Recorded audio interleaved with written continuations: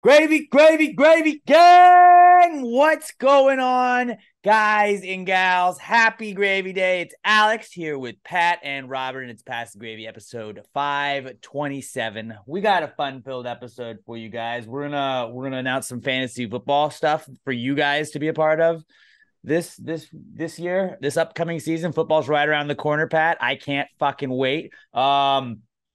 I guess we're gonna talk about our merch store, pastgrademerch.com, with all new merch. You guys have been ordering some stuff, so shout out to you guys who have already got to the new store, new and improved store. But yeah, we got a lot of stuff on our plate for today. And I kind of just want to start with, I know that Pat's getting into golf, and it'd be really funny, I thought earlier, if like I texted you guys and it was like, hey, y'all want to record it this time?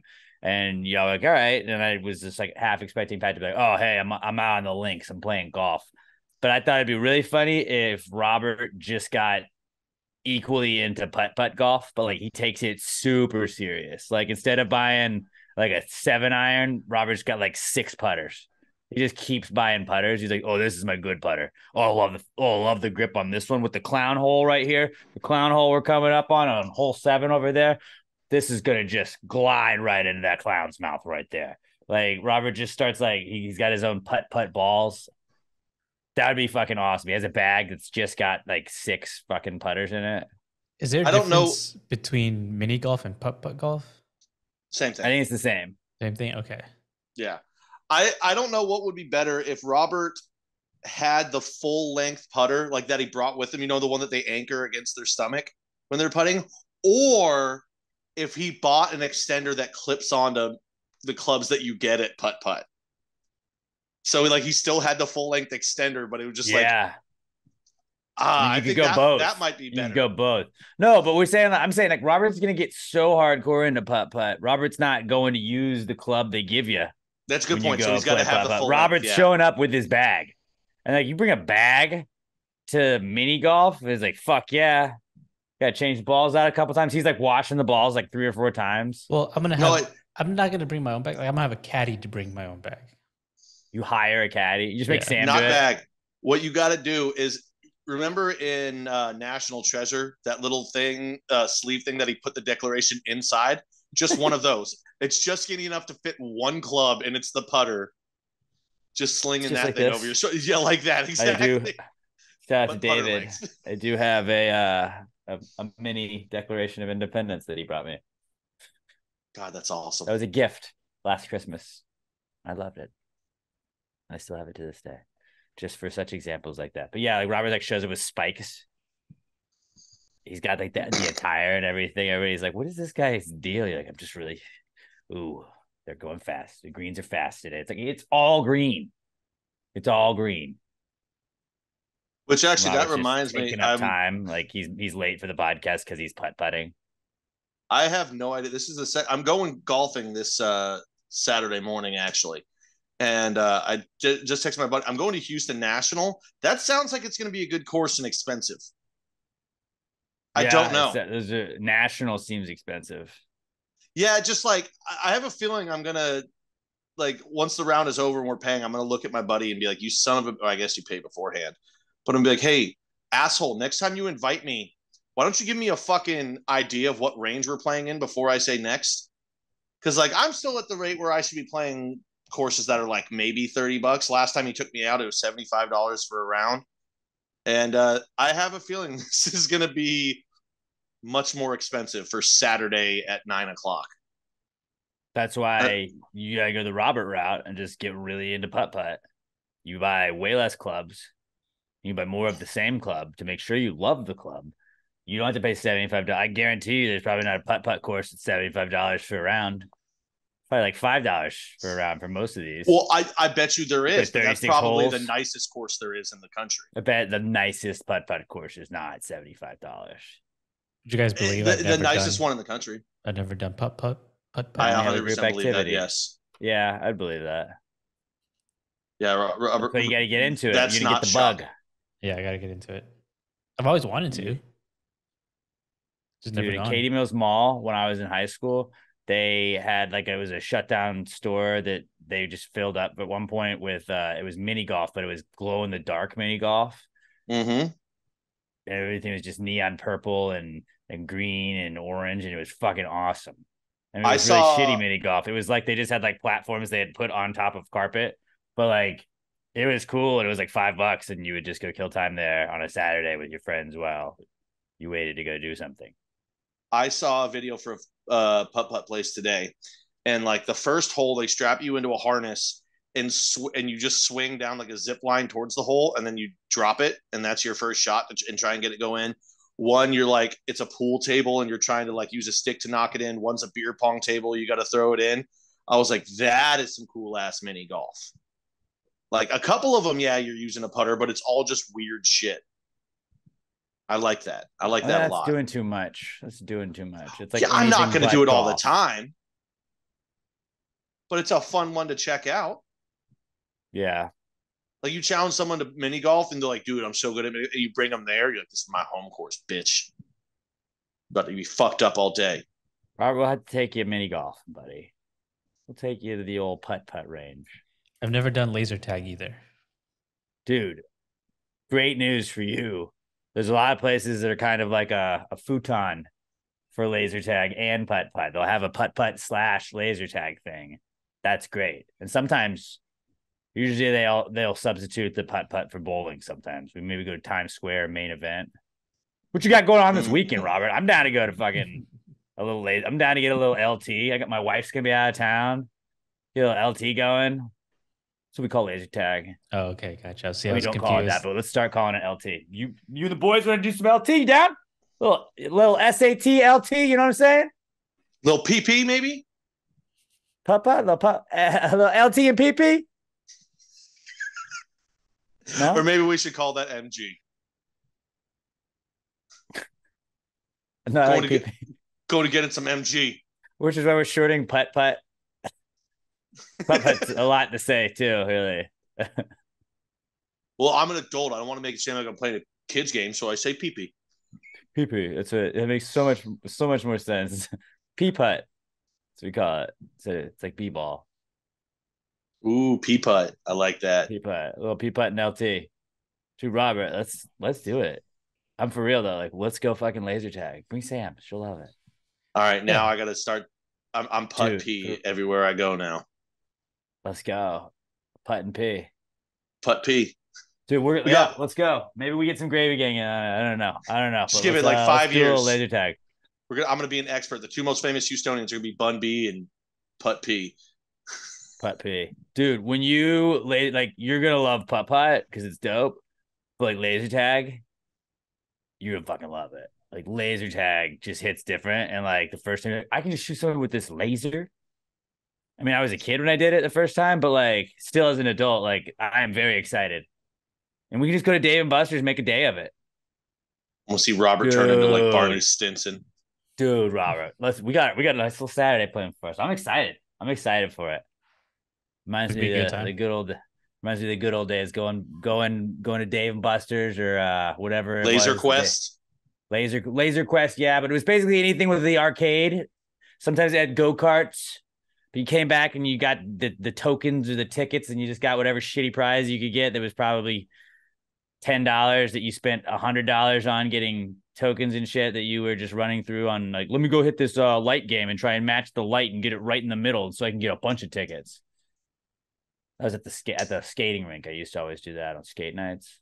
Sometimes you did it big. Didn't know. I got to be honest. I'm actually super mad right now because I realize there's a Chuck E. Cheese down the street from my house.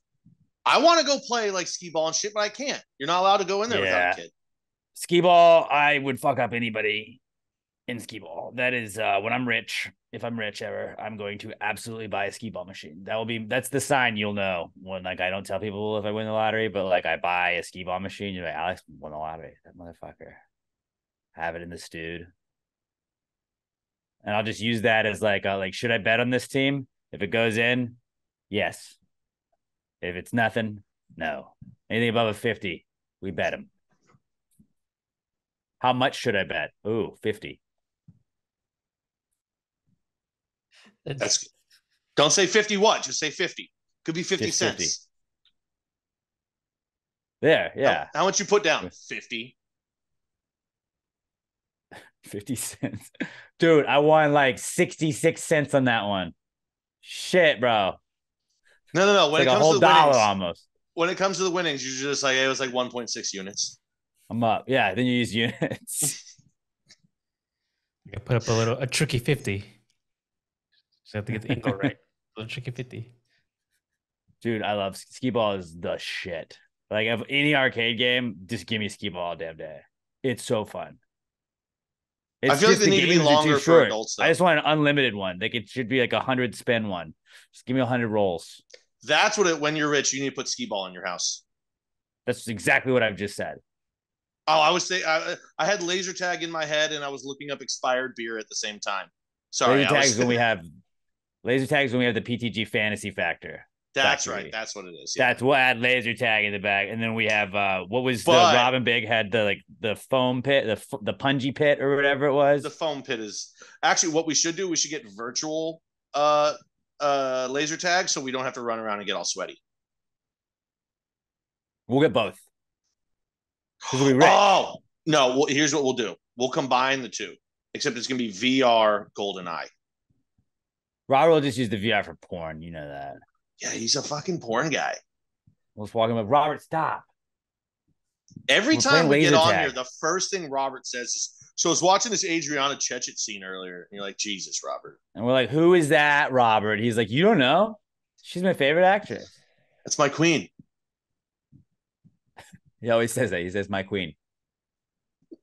Yeah. Let's get some laser tag, some LT, and some P putt in our life. What else did I write down? Went to see Stevie Nicks this weekend, and she was awesome. Played like 2 hours. Still has it. Still got it. But she had a lot of like handkerchiefs and just scarves on her mic stand. I know that was a big thing in like the 70s and 80s. But it's kind of funny that somebody's job is to just go and like put scarves on it. Like, here, put this box of scarves on the microphone and make it look cool.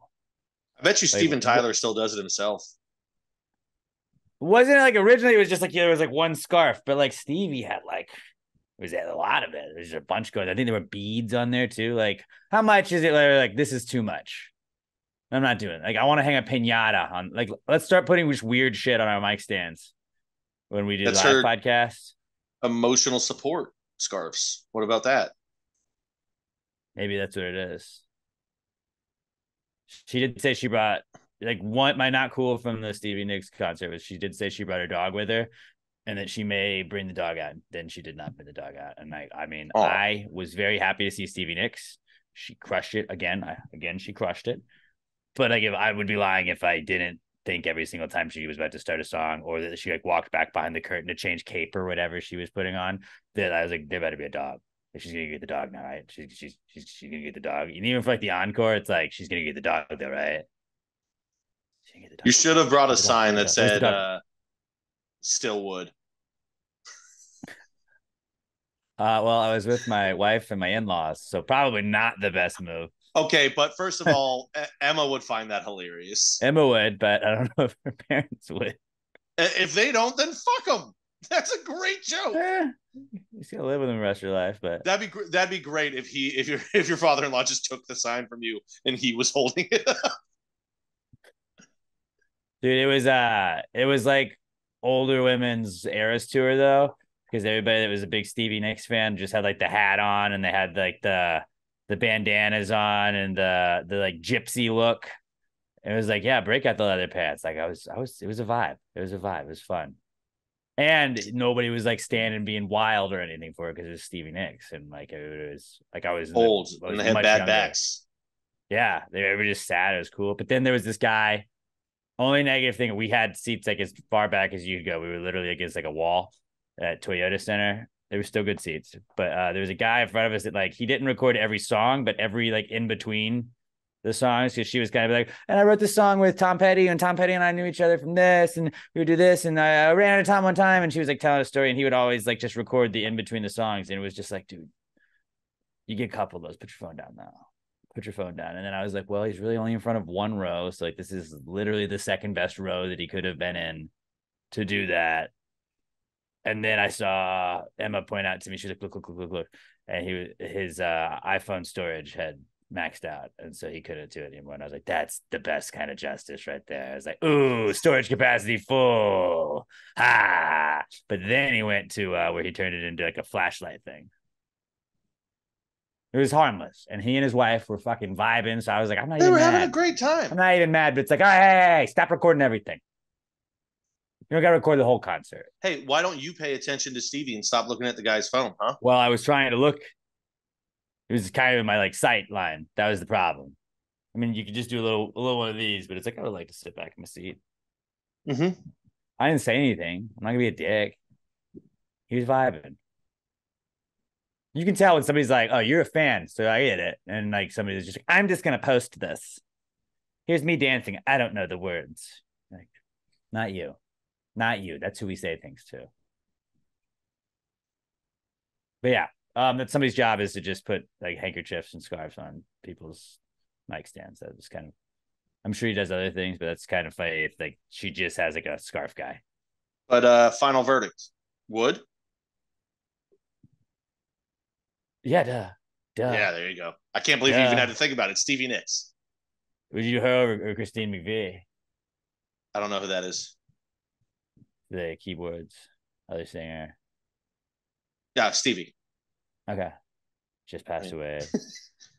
Oh, well, yeah, I'm definitely not fucking a dead body. Well, I mean, she's alive in this instance. Obviously, she'd be alive in the scenario. It's a hypothetical scenario, anyways. Okay. Hypothetical scenario. My answer is always going to be Betty White. Fine. That's who I would the most. Betty White. There we go. Hootie and the Blowfish. I just wrote "Take Me Back to the Hootie Days" because I've been on a big Hootie kick and just like it was 95, I think, is when Cracked Rearview Mirror came out with "Hold My Hand" and "Let Her Cry" and "Only Want to Be with You." It's just like that was a simpler time, man. You know, you and me. I fucking love Hootie. Anyone who says so they don't good. love Hootie is a lot. Actually, hold on. Let me rephrase that. Anybody who is let's just say you're a '90s baby, you love Hootie. It's unavoidable. Everybody loves fucking Hootie. But that girlfriend make me cry. I mean, fucking Dolphins do make me cry, man. Post Malone butchered it. Whoa. Posty did a good interpretation. Where he said Cowboys make me cry. I was like, fuck you, they better. Well, yeah, they do make him cry. He's a fan. Don't put them in the song. It's not their song. Don't put them in. Don't appropriate songs like that. But the song he was pointing out that the Cowboys suck ass. Yeah, but I don't like it. I don't like them being mentioned. Okay. I don't want to think about them during a beautiful song that Darius Rucker already wrote for us. Don't bring him in there. No, thank you. Also, I mean, Hootie and the Blowfish, it's an all-time band. Like, what the fuck is that? Any time you can come with like and it's got a cool and being named Hootie is fucking icing on. It's just the icing on the cake. It's just cherry on top. So we already had like the Blowfish is the band. That's already badass. Like if it was Pat Dion and the Blowfish, it would have been a badass band name. But the fact that it was Hootie and the Blowfish, not even like Hootie Jones and the Blowfish. Do you think like, their groupies he just needed one name? Were they called Hooters or were they called Blowfish? I could see both of them being the groupies. I always wonder though, because like, was he really Hootie? Did he go by Hootie? I don't know enough about Darius Rucker for being such a big Hootie fan. I like the music. I don't know the artist. Okay. I'm gonna assume he did get called Hootie. One, because that's what I would have done. Two, it was pre-internet, so people aren't looking up his actual name. And three, in Jerry Maguire, a kid walks up to Cuba Gooding Jr. and goes, "Are you Hootie?" Seems to me like people called him Hootie back then. Name was Hootie. Hootie. Fuck yeah, dude. That's such a good band. And no, just what a great nickname. Hey, Hootie! Hootie! And then he had like he had like an NFL collection at one point. You could get your team, but it was the Darius Rucker collection. I was like, I kind of want to get one just because it's Hootie. If it said Hootie collection, I would have absolutely got one. But like Darius Rucker, I don't know. He did the Wagon Wheel song, and then I don't really know anything else he did. Country-wise. Pretty much just that I'm aware of anyway, but I'm sure he's done more. He's very successful. Let's just go back to the Hootie times, guys. Just everybody put on a little. Only want to Let's be go with back you. to the 90s. Yeah. Let it 90s kicked cry. ass. Hold my hand. Just put that on, Robert. You don't even give a shit about Hootie, do you? You don't even know. My hand. Hold my only wanna be with you. You know That's that the only song? one. You Yeah, know that's that? the only Let one. her cry. Let the Let the tears fall tears roll down down like like rain. rain. Let it go. Let her walk right out on me. I mean, Robert was And probably if like the 2 sun when that album goes came out out. 1. tomorrow. Did Hootie let just her join our Zoom go. call? What he might have. Oh, sorry, he cut out. He Cut cut out? out. You We guys haven't don't really got a lot of appreciate me guests enough. since Steve Carell. You scared off Carell. You fucked us out of guests, dude. No, but I'm just saying I gave you guys a perfect Hootie impression this episode. Last episode, I gave you a perfect Michael Jackson from Free Willy. Just saying. Better treat me right. You never know. Someday I could be on. I'll let her cry. Stop staring at me. Say something. Sorry. I feel uncomfortable now.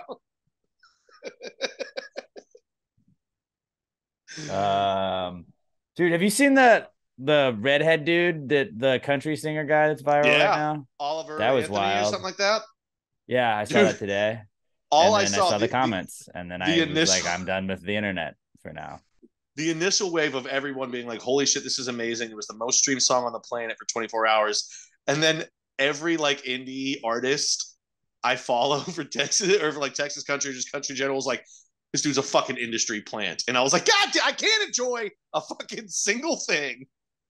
Oh, is he? That's what they're saying. Like he, immediately, like there's very famous Texas country bands that like have been around for 15, 20 years and they have like 115, 120,000 followers. And this dude overnight, like he got a Twitter and within 2 days he had 250,000. Well, because And he they're went like, viral. well, that's what part of it too. I was like, guys, he went fucking viral. Remember the cranberry juice guy? Yeah. Just listen to Dreams, throwing it back to Stevie Nicks. Look at that. 2 Stevie Nicks references in one show. How about that? But like, remember that guy? Like that guy was just a dude on a skateboard. Yeah. Or And was I'm the like, cranberry juice company on that one?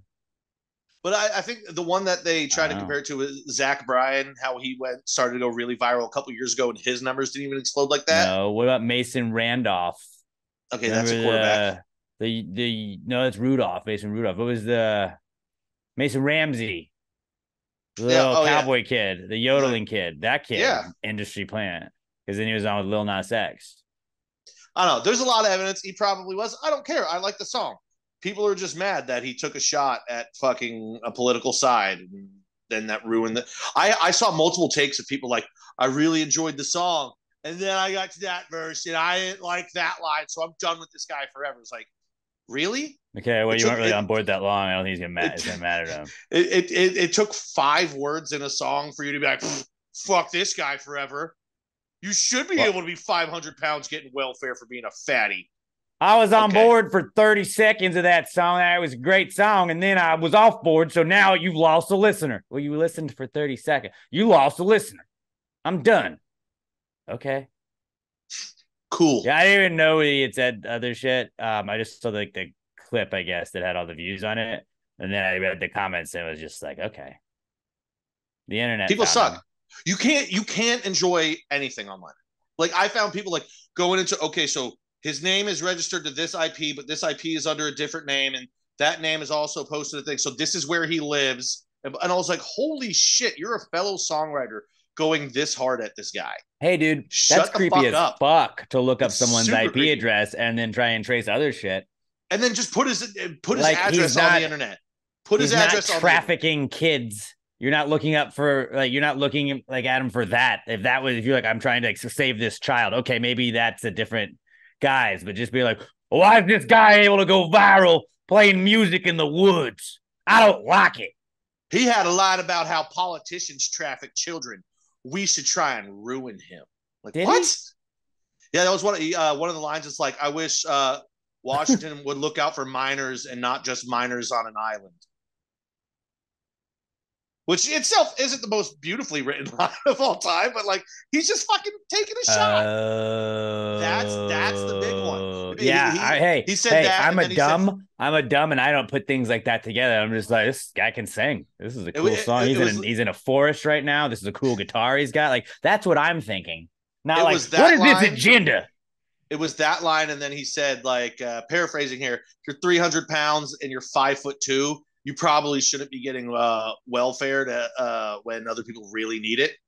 And people were like, I mean, the whole fucking welfare scounger thing, it was debunked in the 80s. And you're like, Jesus, just shut the fuck up. Just enjoy the song or don't. You don't have to fucking put your 2 cents in on everything, guys. Just shut the fuck up. Yeah. Well, Robert, I need you to, from now on, if you'll just take over the Passive Gravy Twitter account, and just I need you to analyze like anybody's video. And I want you to like be like, what side are you on? And I want you to like really like obviously left leaning. I need you to start deciphering because people need you to tell them which way these videos are leaning. Mm-hmm. So that's your new job. New job. You're hired. Either left or right leaning. You are now our community notes. Yeah. Dude, community notes may be my favorite thing. Where it's like, and I don't get politics. I don't fucking pay attention to politics really, but I just saw like the fucking like Trump indictment shit was there. And then there was some other thing with like Hunter Biden. It was like, somebody was like, clearly Biden does this, blah, blah, blah, blah, blah. And I was like, actually what the story is referring to is this and not this and this and this. And then it was like all with this indictment shit. It's like, this is bullshit. Obviously everybody sees this. And it's like, actually what the real story is about is this. And it's the most just like, this is more satirical is what you're about to be reading, but just know like, that's not true. I saw maybe not the best Twitter dunk of all time, but one of them by the community notes. Some gamer had posted like, the double like is back. Click it, check it out. And underneath it in community notes, it goes, so-and-so is lying. There is no double like. They're just trying to up their engagement to get money into the X payment program. Like it said almost exactly like that, just calling them out like, no, they're lying. They're trying to get engagement so they can get paid by Twitter. And then like and when you engage with us, please. By the time I got to it though, you click on it and it was like they had already changed the wording of it. But like the first community note fucking attacked this dude, went straight at him like, no, he's full of shit. I was like, oh, that's fucking beautiful. Community notes is just it's just great fun. It's fun. And it's like not as like Facebook would like it was like warning. This has been disputed. This article you're about to read. Like, that's mean. It's funny when you just kind of make it silly. Well, this isn't technically true, but have fun reading it. That's why. Yeah. Elon does some things right, guys. Occasionally. Yeah. Where Facebook's trying to kick us off because we said cut off the government sensor on your tire, and it's the air pump. And it was like clearly. If you're a car guy like me, you would know not to do that. But it was like, this is fictitious.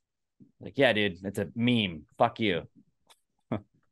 Just let stupid people be stupid. They'll figure out any of our memes on our page and tell me that it's serious.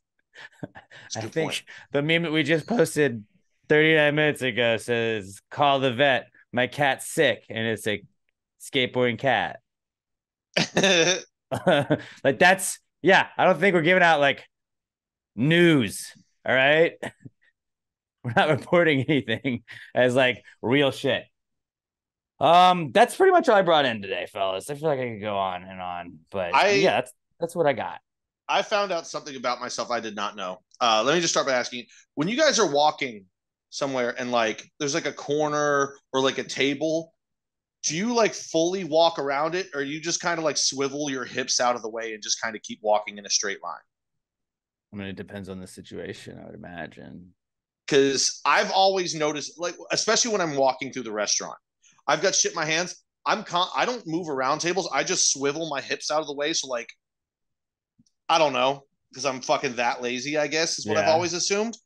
And I've always thought, like, I wonder if people watch me do this. Like, why is that fucking guy walking like that? I've never known if it was weird because I've never noticed other people do it. So I saw a video yesterday. It turns out it's like an ADHD thing. It's like it's more prevalent in children, but sometimes in adults that like instead of just getting out of the way of an object and walking around it. You just turn your body as you're walking or swivel out of it so you don't break your stride. It's good to know that I actually have a diagnosis on this and I'm not just a complete fucking weirdo. Was it a doctor that was doing it? It was a doctor. Well, okay. At least I didn't click on their profile and scroll through everything, but it was a dude in a lab coat commenting on other people's videos. Yeah, and he looked like a doctor.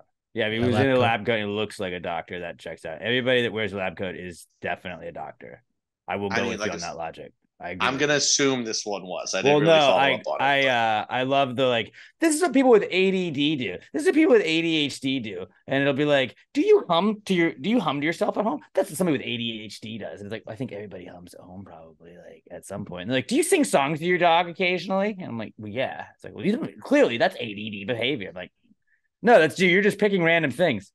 You watch TV, but then you find yourself just scrolling on your phone. You have ADD. That's so ADD of you. No, it's a fucking phone addiction, and we all have. You sometimes go to a room to get something and forget something in the other room. So ADD. No, that's because you're a 33-year-old alcoholic that's been crushing beers since they were 16 years old, and now your brain chemistry is off. It's not ADD.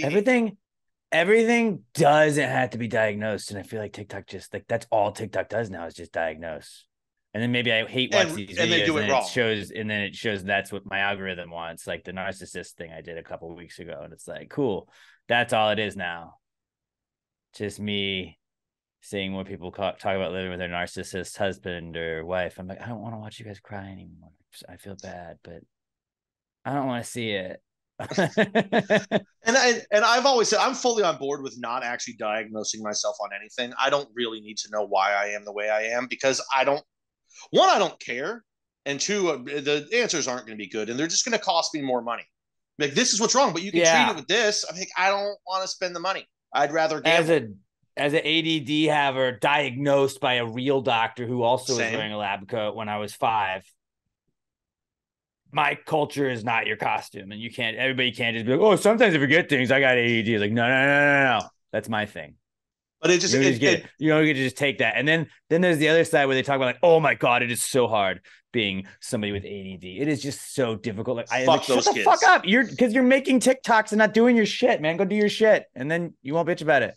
ADD makes things harder to focus, but just do it. Like, you're not like chronically fucked because you have ADD. And we were in the boom generation of everybody having ADD and ADHD. Like, we were the ones where everybody was diagnosed with it. Guess what? We didn't complain because back then you could still hit your kids if they complained. It's very true. So we just like, oh, we have that. Here's a pill. Okay, it was a simpler time. Hootie and the Blowfish ran the land.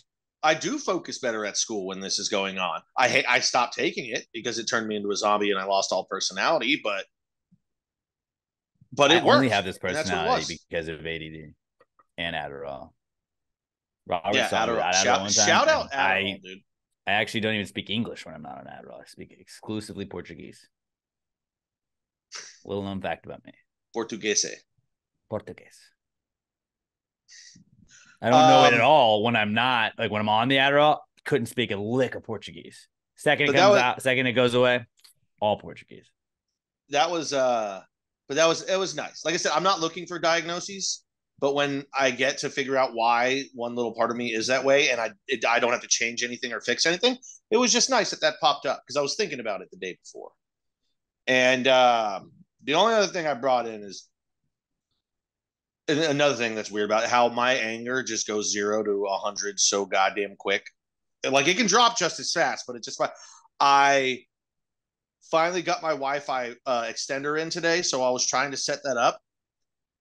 And do you have any idea how fucking frustrating it is when you're logged into the app, you're sitting next to it, it goes, okay, what's the password? You enter the password, it's wrong. And then you just go like, oh, no, this is actually what it is. So you tap it again to enter the password, and all of a sudden for like 15 minutes, it just goes, no, we can't even find the network anymore. Bitch, I'm sitting right next to it. I was just connected to it 14 fucking seconds ago. I was in a blind rage for like fucking 30 minutes earlier today trying to figure this out. And then the thing that makes it worse is my sister's sitting there and she's like, well, what if you do this? I'm like, hey, can you just give me like a couple minutes to work on this? Just let me focus on it. Did you try putting in rice? I did not, but it was like 3 minutes later. I'm still working on it. And she's behind me and she goes, well, what about this? I go, please, can you just give me a couple minutes to work on this? Sure enough, 3 more minutes go by. Well, have you tried? And I almost turned to her and said, Cassie, I'm trying so hard not to be a dick to you right now. But if you say one more thing to me, when you have no knowledge of how this works either, I'm going to throw your dog at your fucking head. I didn't say any of this to her, but I was really fucking close. Thank God eventually I got it to work. It's all fixed. It's great now. Great internet in my house everywhere. But that moment when you're just getting mad trying to fix something and somebody's over your shoulder just trying to give you suggestions you're not asking for, that might be the most rage-inducing thing in the world. Yeah, it's just like I'm already clearly at my wit's end. So you tossing out ideas is not gonna do anything but make me more mad at you now. Now I'm just gonna direct straight at you. Have you made sure you're connected to the Wi-Fi? How the fuck do you think my phone is working right now? Like, I know that my brain is broken, and I understand that I don't have an effect on what the Giants do on the field. I'm very aware of that. I'm still mad that they got beat and burned in coverage, and you being like, it's just a game. You don't even have any effect. It's not I fucking know. I fucking know. Yes, now I'm yelling at you because I was yelling at TV, and now I'm yelling at you because you yell at me for yelling at TV. This is how it goes. That's because my part of my brain's broken. I think it's healthy, though. You have to let the rage out. Like, I don't want to yell at you, and Emma doesn't do that to me. Emma's very good at Billy. He's yelling. I'm just going to chill out.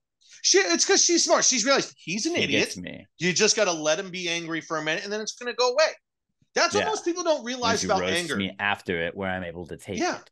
Yeah, like most people don't realize that about dudes. I have to take that. When dudes just have blind rage going on, just let them have it.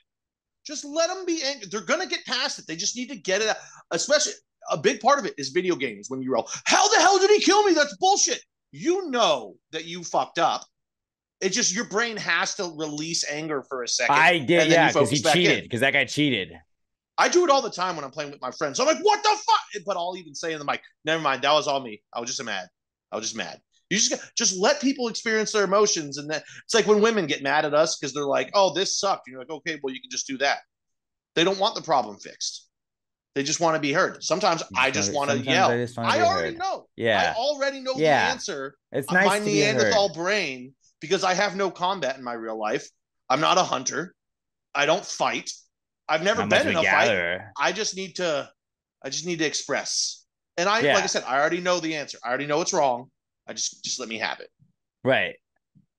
Oh, and then as we started the podcast today, 3 consecutive telemarketer calls with 3 voicemails. So that just kind of, thank God you were doing the heavy lifting at the very beginning. It was when you first started talking, you were just going for a minute. Because the anger was you hit it well. Spiking. You hit it well. It was spiking hard then. Robert, what would you bring in today for the Precome segment? Do you guys miss 22 episode seasons of shows? Yes. I miss Hootie and the Blowfish. That's what I miss. I do kind of miss that. It's weird, like when you just want to watch 22. Well, but is there anything worse than like if you got one season of a show and you're like, I'm just gonna burn through this? And I know that like 22 episodes isn't like the norm anymore, but like when you forget that it's like only 8 episodes and you're like, oh, that was it? No, like I hate that. Sometimes you get 10 and then sometimes you have like the weird 11 one where you're like, ooh, this is a bonus one. What's going on with this? And then it just ends though. But yeah, I mean, a 22 episode season was like, that's more network TV. I think you probably still do get those in a couple of places though. Where probably like Law and Order and shit. The fall season, you have Christmas, they take the break after New Year, they come back with the rest of the season. I'm just not watching those anymore. I watched King of Queens probably every day this week. But like new ones. Oh yeah. But like, yeah, King of Queens had 22 episode season. So it's awesome when you binge, just being like, fuck, yes, this is like 6 weeks of streaming, just nonsense. I think there's probably a reason for it, because if you think about it now, if you're going through looking for a show to start streaming, and if it says 5 seasons, 22 episodes a season, you're gonna be like, dude, that's too much. I'm not gonna start that. I think that probably 12 to maybe 14 on the high end is the perfect number of episodes.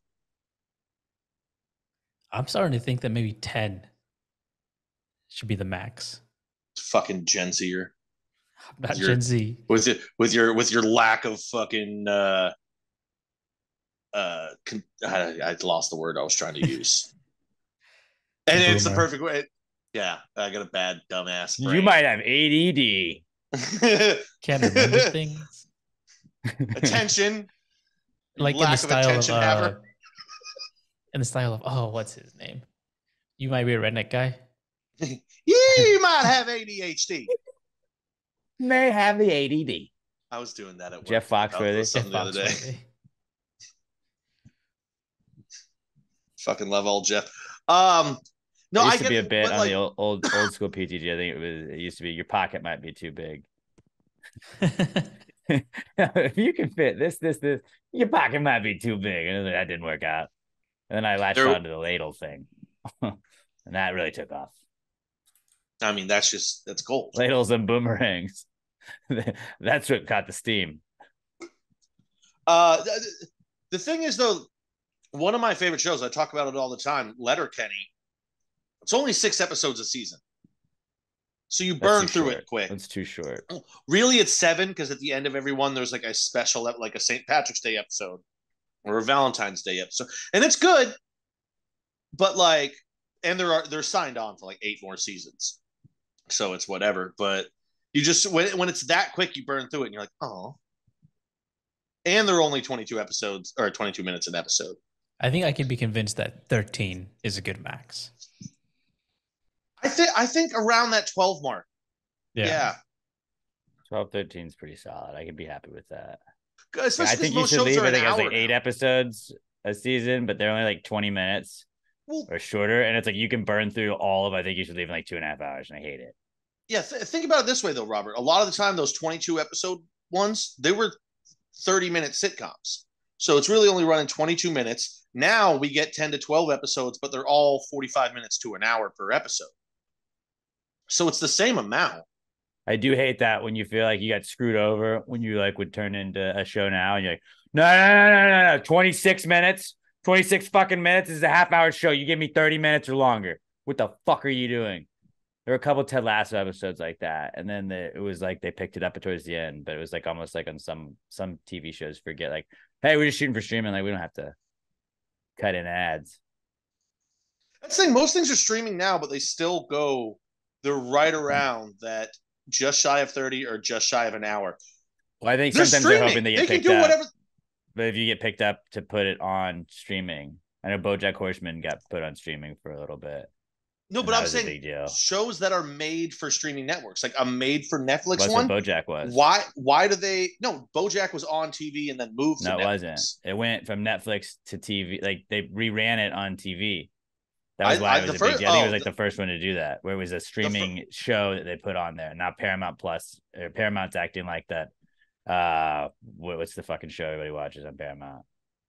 Yellowstone show. Yeah. They're acting like the prequel to that is like they're not, because the writer's strike's going on. That's like their fall show that they're promoting. So they're like, hey, this is the network TV premiere of whatever the prequel to Yellowstone is. It's like we're just airing it now. That's what we're like. It was already out. You could have streamed all of it. It's just like it was that they're acting like they're the first ones to do it. But I think BoJack Horseman was the first from streaming. I never knew that. The first time I ever saw it, and I never watched it by the way, but I used to see the episodes on Cartoon Network or wherever the fuck it was. I think that was it. I never knew that it was a streaming first. Was that the first fucking show to ever be streaming first? That we then went to TV. I don't know. I think it. I just mean the first one ever. I feel like that show started in like 1992. BoJack Horseman definitely did not start in 1992. I know. I'm being a jackass. Hootie was just getting started. He was writing "Hold My Hand" back then. Hootie was doing voices on that while he was trying to get his band going. He was just like, guys, I got this new thing. What do you think about it? Hold my hand? And they were like, shit, dude. Dude, you're a horse. You only have hooves. Write a riff. Well, they were watching BoJack when they came up with it. So yeah, Robert, to answer your question, there you go. I do, but also now that I think about it, I don't miss them. Yeah, neither do I. I just recently thought about it. I'm like, oh yeah, can't remember the last time I watched something with 22 episodes in a season. But it's always like, if you like this show, it's like, why would you not want 22 episodes of it? I feel like it's probably not easier, but it's maybe more common in cartoons. Probably. Yeah. Well, they're probably getting rid of that now with the strike and shit, I would imagine, because then you can work.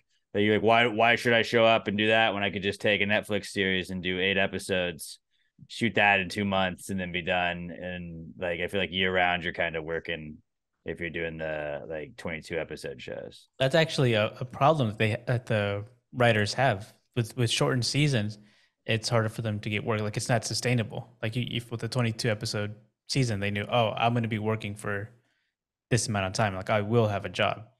But with like an 8 episode show, like, oh, well, I'll only have a job for 2 months and then I have to find another one. It's called contract work. Definitely not just an actor's thing, though. Definitely not just an actor's thing. That just reminded me, the King of the Hill revival is coming. Yeah. Which all this is. But Boomhauer just died, or was it Dale? It was Dale. I think Dale, the voice actor of Dale, just died. R.I.P. Legend. But damn, now they're gonna because they were bringing back the whole cast, right? Mm-hmm.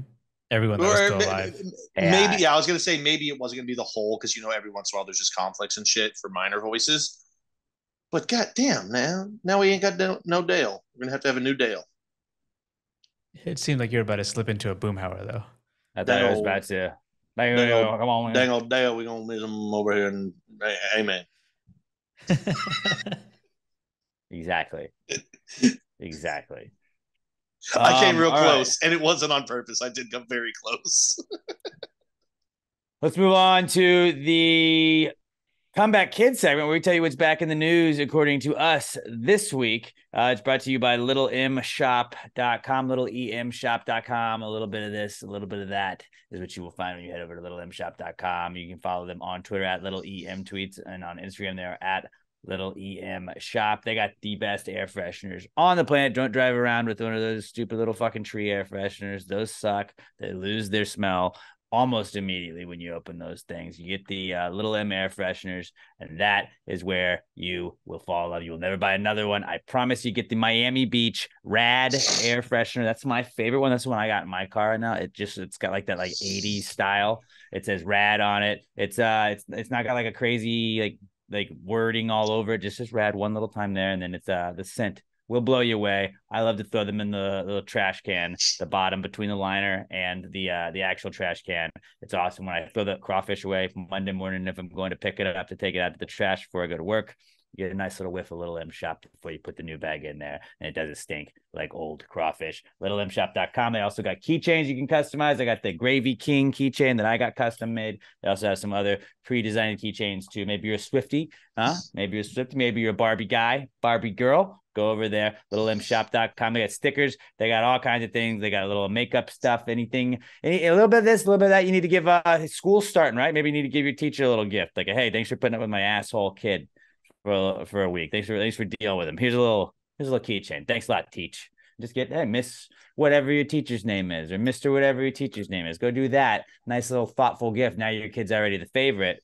So your kid's going to get preferential treatment, and that's what we want, right? We're all about playing favorites. I'm in politics nowadays. I know you got to grease the wheels. You got to grease the wheels. Give them a little M Shop keychain. Let them know it's from Pass the Gravy, and hit us up when you get something. Hit them up, excuse me, at Little EM Tweets, at Little EM Shop on Instagram. Let them know you're supporting the people supporting the podcast. littlemshop.com, the official sponsor of the Comeback Kids segment. It's the Comeback Kid. The Comeback Kid of the week. The Comeback Kid of the week. Bitch. Our first comeback kid this week is The Blind Side, because holy shit, it's all a lie. It's all a lie. Michael Orr was never adopted. Michael Orr never even played football. From what we're learning, never even played football. It was all paid actor whole time. And then they got some guy that was really playing college ball to wear Orr on the back of his jersey just so they could make a movie about it. That's what I got from the story. Close. Very close. What actually happened was, we were led to believe the Tubies adopted him and brought him. Now, everyone knew, and he said it for years, that parts of the story were bullshit. It's like, dude, it got played up to make a good movie. Like, Like, oh, I've never had a bed before. He'd had a bed. But He you knew how to. assumed He that played because football. it's a based on a true story, which But literally just means he had to play football and there was the based on a true story thing, not wrong, because it's like that's what movies do, they sensationalize things. so what happened was sometime last year, I don't know if it was his lawyer or agent or somebody was looking into his finances. Michael Orr has a book. He's got a book, and that's when he filed all of this shit. Oh, I didn't know he had a book coming out. But anyway, somewhere along the way, we're just going to give the Cliff Note versions. He realized that he didn't get any money from The Blind Side at all. And they looked into it. And when he was told by the Tuohys that, yeah, no, we adopted you, sign this. What actually happened, according to him, is they had him sign a conservatorship, giving them power. I don't know if it's power of attorney or how you word it, whatever, but they have all the rights to sell the story and sign financial documents for him and everything. So he was never adopted. They just got what Britney Spears' dad has over Britney Spears. Formerly had. She's free now. A conservator, yeah, the conservatorship. So and so they claim they made zero money off the movie. All they made was the book deal, which was, I don't know, $1.5 million or whatever the fuck it was. And then they go, we split it between the 5 of us, the 2 parents, the 3 kids. Like, okay, well, even if that was the case, why the fuck would you not have cut him in the first? They're already admitting, no. This is all the money we got. We split it between the family. You didn't think to give the fucking kid who it's about any part of it? Right away, they admitted that they're absolute fucking dude. Not the kids, the parents. The kids were kids. They don't fucking know what's going on. They were kids. But, and now they're countersuing him. Michael Orr saying he tried to extort them for $15 million. So this is going to be a fun one. I'm gonna go with Michael Orr's probably not the piece of shit in this. That's my guess. Yeah. The family that told him that they were adopting him, but really only had him sign a conservatorship. Which and then they were also didn't they own huge a bunch Ole Miss boosters, and he happened to go to Ole Miss. Yeah. It just happened. Yeah, and then it just so happened that his high school head coach became the head coach of Ole Miss. Right. Too. And like, later on, that's crazy. And he wasn't. I know they owned a bunch of good. They owned a bunch of fast food places. It was Okay, I was gonna say I couldn't remember if it was Chick-fil-A. I was like, that'd be so funny if Chick-fil-A made them sell away all of their franchises after this. But it's Taco Bell. Taco Bell don't care. But yeah, just overall, like, even if he did try to extort them for $15 million to keep this out, they're still the assholes. They brought in this kid, told him they were adopting him, didn't adopt him. It's just weird that it took 14 years for this to like happen, you know? I mean, I can see it that like he never noticed he wasn't getting money off of it because he was making NFL, and before that he was making college money because this fucker was getting paid in college. It was Ole Miss. They paid everybody. Eventually, we're going to get an Ole Miss story about their violations, and it's going to be a good one. Because no way like a random, like really good player would go to Ole Miss. You're like, how? Robert, no, but then they had like Lynchy or whatever it was. Robert and DJ, but that was part of when they had that 3-year run where out of nowhere they just went from having the 15th best class to the number 1 to number 3 straight class for like 3 or 4 straight years, and they still never won shit. Well, but like they always like looked good, and people were like, how are they getting these recruits? And it's like, turns out there was some stuff going on, and now that's all legal. Have you seen the Johnny Football, the Johnny Manziel thing? Oh yeah, I watched it the other night. It was fucking great. I watched it too, dude. That's wild. Just like seeing what all the, which is like, I don't give a shit. Like if somebody's gonna pay these guys, he's gonna go $100,000 to fucking sign autographs. And it's like, dude, like that's time that you spend doing that shit. Like I don't sign autographs really, but I get Monster Jam. People ask us to send their books, and it's like it's just like you usually stand there for like 4 hours, but it's like that does take time. Not like I'm not signing constantly, but like it does take time to go down a row of shit. And it's like, at the end of the day, you're signing helmets, but it's like it's time out of his day that he's got to take. Like when they were giving him entire hotel rooms filled with merch, and he had to just go and sign every single one, and then he would text them a picture of all the shit that he had signed, and they would tell him the safe code. And he would fucking go just open it to like $30,000. Not to mention, if he's making $30,000 off of that, if they're paying him $30,000 cash, they're probably making 1.2 million off of all the merch that they're going to do. Right. They're paying him peanuts on what they're making. And like when they were like, it's not really fair for what they're going to sell it for. Maybe like, not 1.2 actually, million. no. I mean, dude, if somebody gave me 30 grand to sign a bunch of shit and then they sold it and made a lot more than that, it's like I still wrote my name. Like I didn't have to sell it because he couldn't sell it. He's not allowed to sell it. Well, at that point too, but like still, like I don't want to go through all the hassle. So, but I still say the funniest part of that documentary when he was like, "Yeah, my grandpa was a G." I called him and he was like, "I was like, can I give you this cash and you write me a check so it looks like it's coming from you and I can put it in my bank account?" But the fact that they showed his grandpa sitting in front of the camera like he was going to do an interview and then never showed any of the interview that his grandfather did, I want to hear the kind of shit his grandfather was saying that they couldn't put in the documentary. That's the footage I want. His grandpa had to be saying some wild shit. yeah, dude, it's gonna be wild when you look back at like the NIL now that you can like give college players money. By the way, again, we were the first people in Sam Houston State history to give an NIL deal to any football players. So that we always will be etched into SHSU history.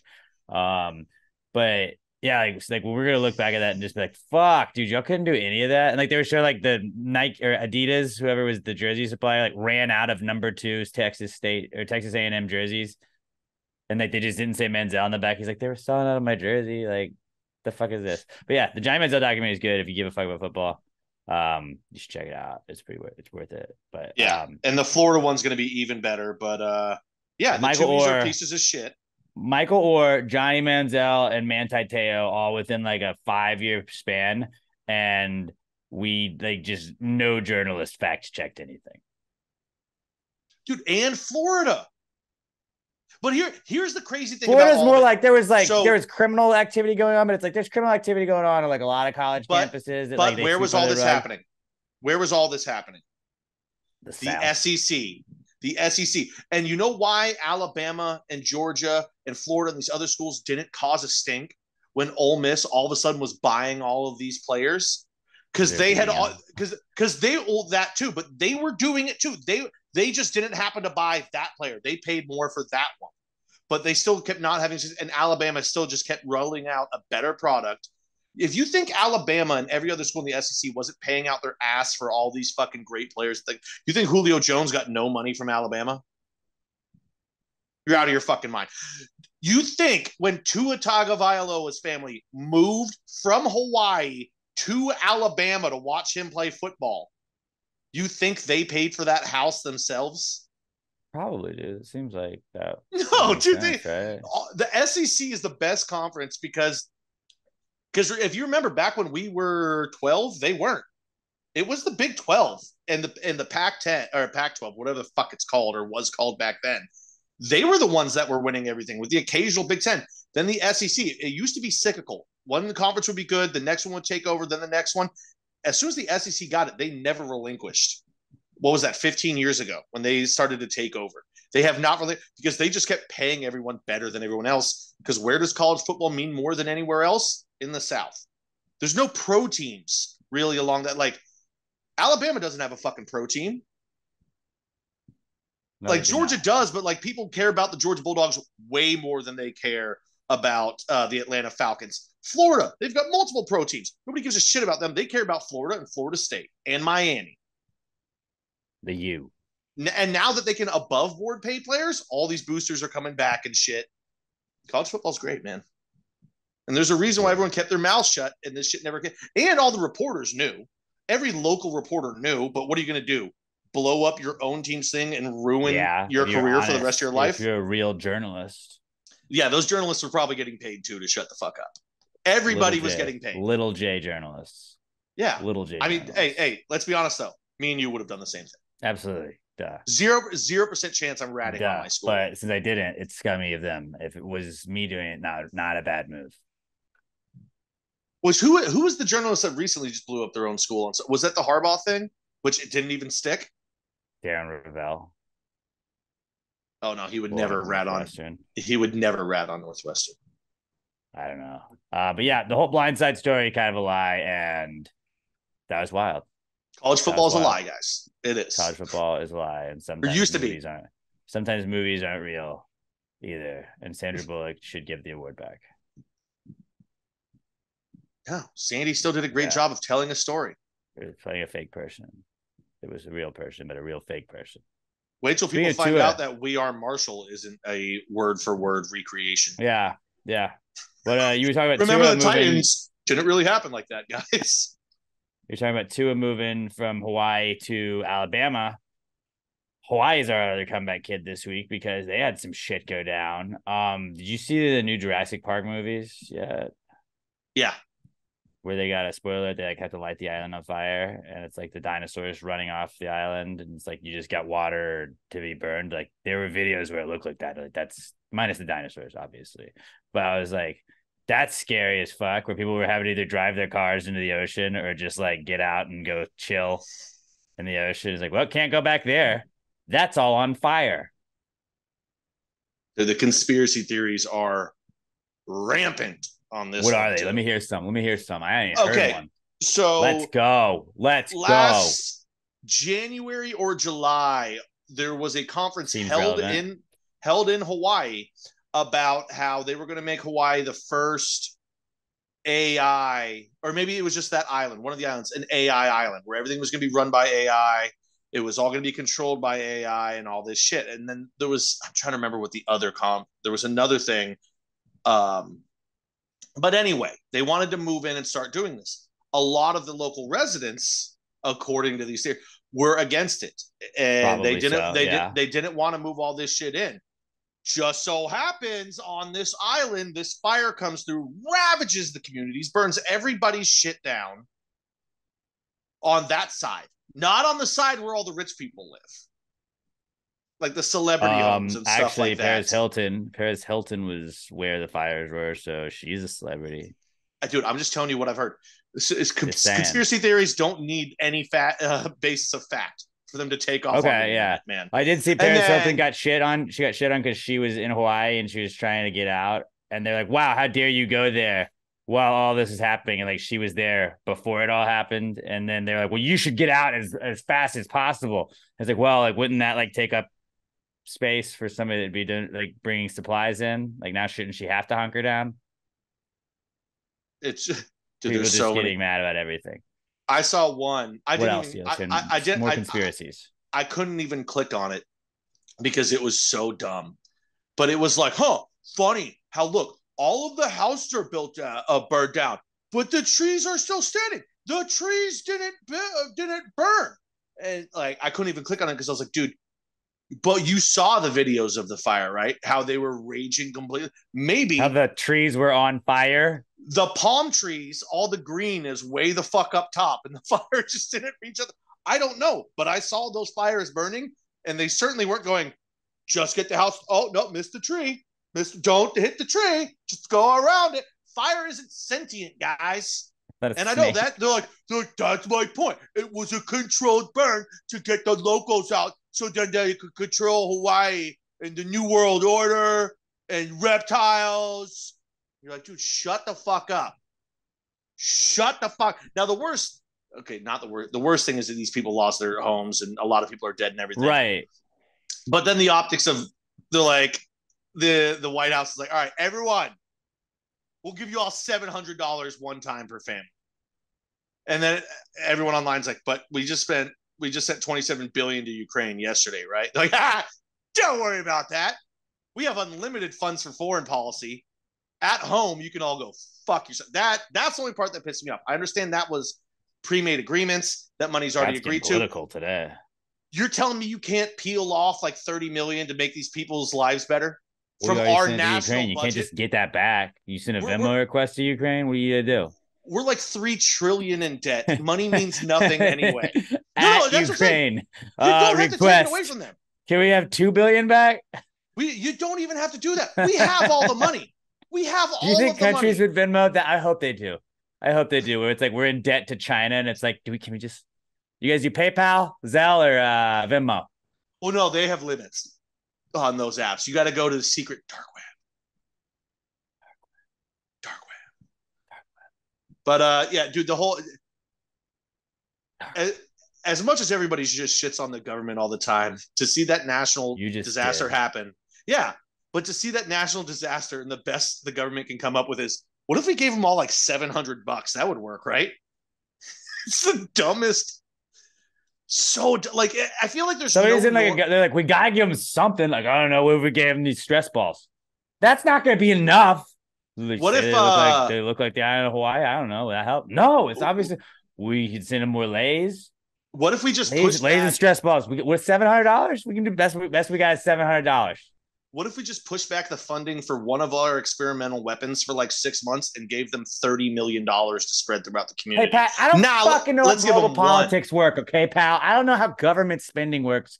We're not going to figure it out on this one. Let me put it this way. The total amount that they would pay out would be like $1.9 million. That's what the government allocated to an island community that got fucked. They're like, can we give them 2? Nah, that's too much. Make it 1.9. And Ezekiel Elliott is getting his contract for 1 year. Shit. Make Ezekiel Elliott. Why can't the NFL just pay for the island? Because there's no NFL team in Hawaii. That's why.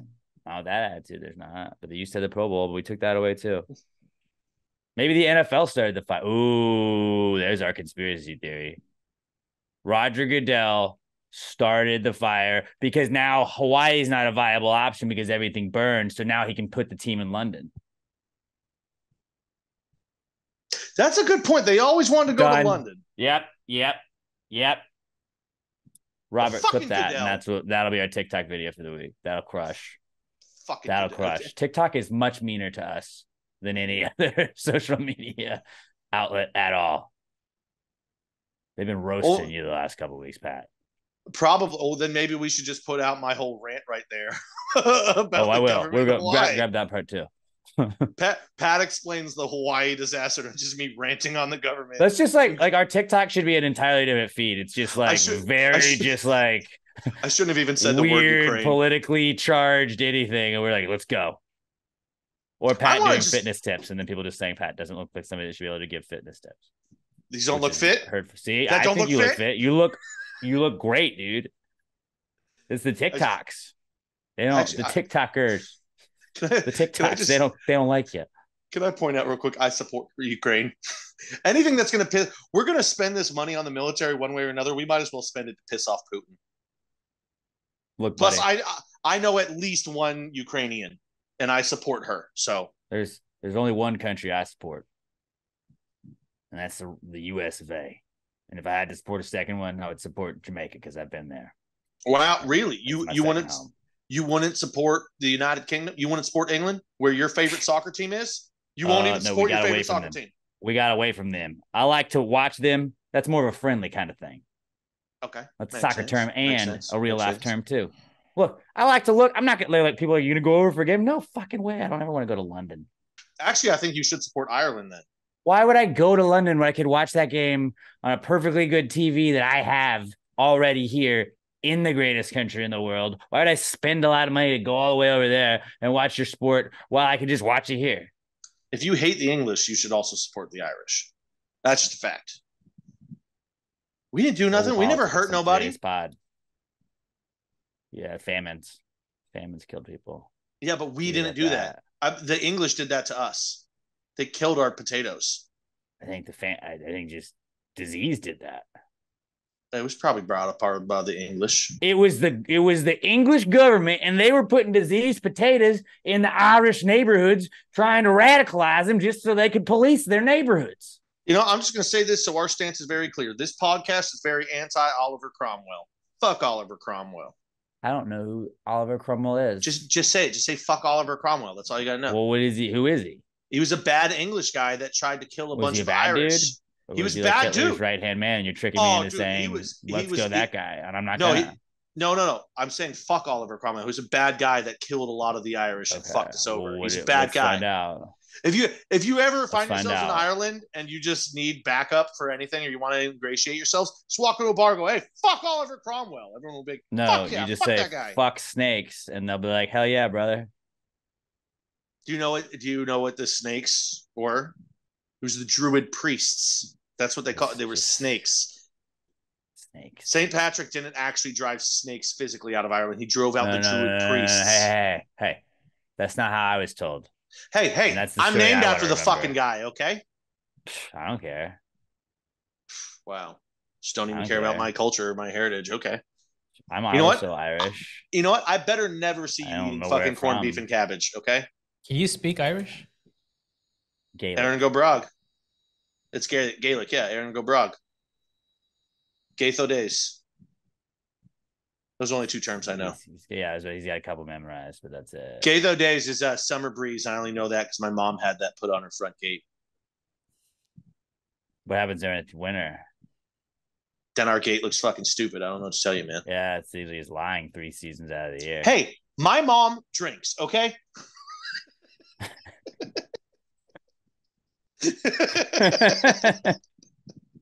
Don't question the choices of Lori Dion. Nobody understands them. We've given up. It's poorly designed 3 out of the 4 seasons. Yeah, change it. What? Dude, we're in Texas. We don't have 4 fucking seasons. We've got hot and cold. We've got hot and cold. Sometimes what happens when it's cold? It's like, this doesn't feel summery. There's snow on the gate. Well, then that reminds you to think of a summer breeze and you'll be warmer. Boom. How about that? Fuck you. All right. Well, Hawaii's back. So are fires. Holy fuck. Yeah. Let's move on. Last comeback hit I had was Ices. I ended this kind of late, but Ices are back. My niece came and stayed with Emma and I this past weekend, and we took her to Target. And when I walked in, I was like, Target. My mom sometimes will let us get Ices at the little thing at Target, and Ices, fuck. And I was like, she's like 5 years old.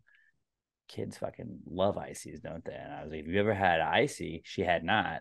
So we went and we got Icy, went red, and I got to watch a child's eyes light up. I was like, so you just put it in the straw, just drink it. Just drink it up. And I like, as the red is going to her mouth, I just get to see like her eyes light up. And she's like, this is good. And I was like, yeah, kid, it's frozen sugar.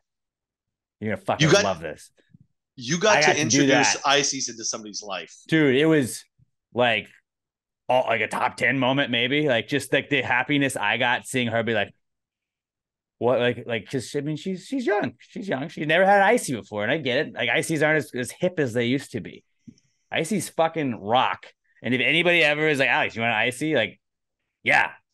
You don't have to ask me. You can just bring me an Icy. I'm in. I will always be down for an Icy. If it's 30 degrees outside, I'm still down for an Icy. I don't care. Cherry's the GOAT. The original red cherry's the GOAT. The blue is great, but that Coca-Cola Icy too? Oh, I always feel like that's cheating because it's like a Coke Icy, and it's like remember going to the movies and sometimes they had the Icy machine, and you're like, I'll get a Coke Icy. My mom gave me $25 today. So I'm going to get a small popcorn and an Icy Coke. I'm going to be balling. Yeah, and then you felt like a king, and that was awesome. But yeah, she went red over blue. I was like, I don't know about blue raspberry yet. I also didn't know that the flavor of blue was blue raspberry because it was just blue to me. Red being cherry makes sense, but I guess I had never been like, I wonder what the blue flavor is. It was just like, that's blue. What flavor? Blue. It's blue flavored. You might want to cut blue. I know we've said a lot of dumb shit on this podcast over the years, but you might want to edit that out because that might be the dumbest thing you've ever said. Did you know blue raspberry? What the fuck else would it be? You would think blueberry? No, nothing blue is blueberry. It's always blue raspberry. For drinks, it's always. I don't know. I've never really thought a lot about the flavor of Ices. 99 times out of 100, if a drink is blue, it's blue raspberry. You know, the last time I had a blueberry drink, a blueberry donut, and it was blue. Yeah, great. Not a drink. You know, the last time I had the only blueberry drink I've ever had in my life, blueberry milk. And that's not a common thing. That was just a farm up near my grandparents' place in New Hampshire used to sell blueberry milk. I think you just put blueberries in milk and you fucking mash it around. Blueberries? No, they had regular milk, blueberry milk. They had orange creamsicle milk as well, which was, my God, fucking amazing. You can, if you look now, you can find it, but it used to be something I only would see when I was up with my grandparents for the summer. I had strawberry milk. They used to strawberry and vanilla milk. That's the classic. I never really understood vanilla milk. I was like, why isn't this just milk? It's just milk, but better. It's like milk, but with it is. It's like milk, a kid, you're like, we didn't drink milk really. And my mom was like, it's vanilla milk. I'm like, let's go. It's got sugar. Milk? It wasn't my favorite drink. But yeah, my niece though, like just like anything, being like, you add sugar to it, it's gonna be dope. Yeah, frozen sugar, fucking let's go. You want some of this? Loved it. Just demolished the icy. Got to teach about brain freezes. There's a whole. It was like I felt like I was teaching a child. I was like a learning experience that I got to be a part of. Maybe I'm ready to be a parent. I don't know. It wasn't that hard. And then you just hand them off. You just hand them off to the grandparents the next day, right? That's how it always goes. That's the best way to do it. And also, I would say, yeah, you probably are ready to be a parent. I think we all are, but nobody's ever actually ready. It's just like, oh, fuck, I have to do this now because I made a kid. Kids also do wake up at 5:40 in the morning. And you'll be one of the few parents that's awake for 2 hours before their child wakes up. Right, but like they don't care that you stayed up until 3 playing Xbox. That's what you wake up at 3 anyway. Right, but on Friday night I stayed up until 3 playing Xbox. So you here's what you do: you wake up in the morning and you put a little NyQuil into their milk, and they'll fall asleep quickly. No. It's just more of like you play here, we'll put your show on, and I'm gonna sit here on the couch and just kind of watch you play with it. See, you don't even have to raise kids anymore. Of a nap. You just give them an iPad. Yeah, you can't do that. I don't think you can do that long time. I don't know, but ices are back to you because ices are so fucking good, man. I just want to go buy it. I want to go get another one. Like I wanted to do, I've thought about it every single day. Like I want an icy now. The fact that like I couldn't steal the kid's icy because it was her first icy. I was like, I should be able to give you the uncle tax so fast right now, but I'm not going to because I want you to enjoy this and I don't want you to remember your uncle taking away the icy that you got and enjoyed. All right, the icy machine. Icy home countertop from Amazon, $130. That's not nearly as bad as I thought it was. There's also an off-brand one, Nostalgia frozen drink one for $50. But the official icy shittier. The official icy brand one is only $130 on Amazon, man. Go click it. Robert, I'm already will you put the icy thing that he's looking at just on the screen on the youtube.com @PassGreat Podcast. Like, what are you going to buy that goes with it? But what are you going to go buy that goes with it? Because, like, obviously that's 120 or whatever it is. But then it's going to be like, you got to buy this so you can chop up the ice. You got to buy this. The cups are going to cost something. Like, what else do I got to buy with it? Oh, I'm sure you'll have to. Okay, frequently bought together. For another $21, it's the cherry and blue raspberry syrup box. Okay, obviously I get that. That's a 2-pack, or you can buy the 4-pack for $30. That doesn't make sense. Hold on, that's only $9 more. Hold on, but also it says that one's $1.23 an ounce, but the 2-pack is only 64, and so the 2-pack must be larger bottles. I don't know. But either way, yeah, you just got to buy the syrup. Of course, you got to buy the syrup. Duh, that's what it gets you, dude. For we got to make an icy bet this week on Gravy Gambles. We need to make an icy bet, and we just throw down a little bit more than we usually do. And if we win, we'll do like an icy parlay. We'll get a couple of days to get an icy parlay together, and then we get it. Then we get the icy machine. I mean, all 3 of those together, $181. Fuck it. I'm betting. Dude, that's what. Astros haven't started yet, right? No Jose Altuve today, though. Keep that in mind. But I had already bet it. He is in the lineup today. He is? Yeah. I thought my brother texted me he wasn't in the lineup. God, he's Pat, put the parlay together. Put the parlay together. Do Astros money line and Rangers -1.5. Okay, hold on. Log it in right now. If the Yankees play today, bet against the Yankees. Yeah, I think Yankees are. I've been pretty much automatic betting against the A's and the Royals together. I get to bet against them. It's hurtful when you do it. Don't. Hold on, but I was going to say Yankees. I think are creeping into the territory where it's an auto bet against them every day. Astros money line. Astros money line. Braves -1.5. Plus 302. -1.5. Oh. All right. Hold on. Braves -1.5. Those 3 together. Plus 704. Let's do it. Yep. and let's do it. Let's fucking go, boys. Oh.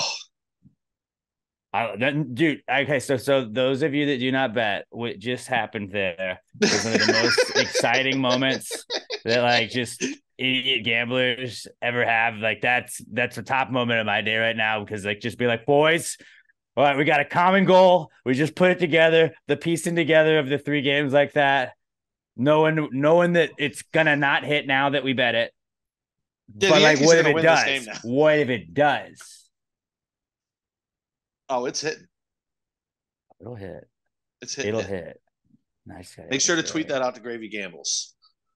Last minute podcast parlay of the week. The icy parlay. Icy parlay. It is. We're just buying icy.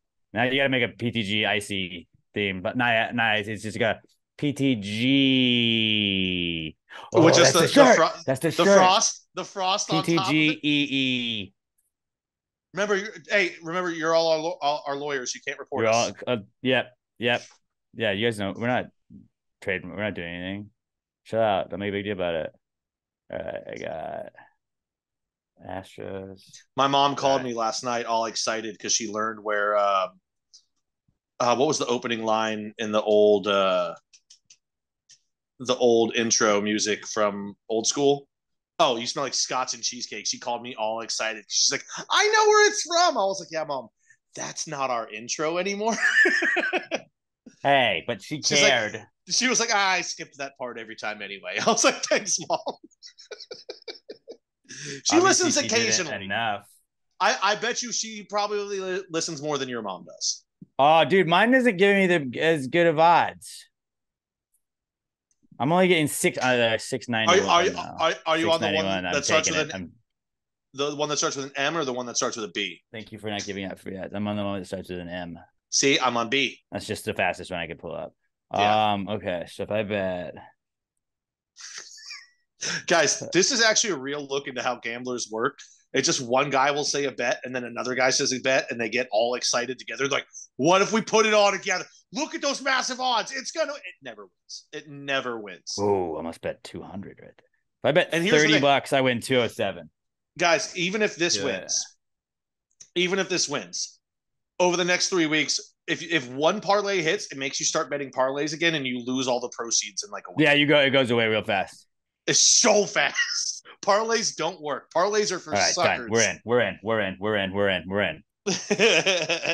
Let's ride, boys. First game's gonna lose.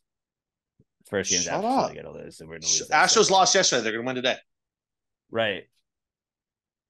The bats are gonna wake back up today. By the way, 3 games have to go my way, and then we're winning it. She said, okay. She's very down for it. But yeah, Icy's very big comeback kid this week. I'm jacked right now, guys. We're in a good spot. We're in a good spot for the pod right now. Pat, we tell you about dude. Did you not put would you put $30 on that? Put $30. I just put my regular 10. I threw my regular 10 on there. But hey, if that hits, just bet it 2 more times. No, I'm just gonna bet it once. If it hits, then I'll doesn't want an icy machine. I'm still gonna get it. It just means I'm only gonna have to pay $80 for it instead of 150. Or sorry, I'll pay 110 instead of 180 with all the syrups. Robert, you want in on this? I'm gonna let Robert come over, and Robert gets to try my icy machine before you. When we go play laser tag. Oh, Robert, dude, we can have ourselves a fucking weekend. Robert doesn't drink, so that's like having beers with Robert. Like, bro, you want to come over for some ices? You want to icy it up, dude? Robert wakes up the next morning. He looks all hungover. He's like, "Oh, dude, I should have had that third icy last night. The sugar I had like 3 crazy. Brain freezes. You party too hard. My brain is frozen, man. Bro, you never go red and then back to blue and then back to red again, dude. That's crazy. You don't mix."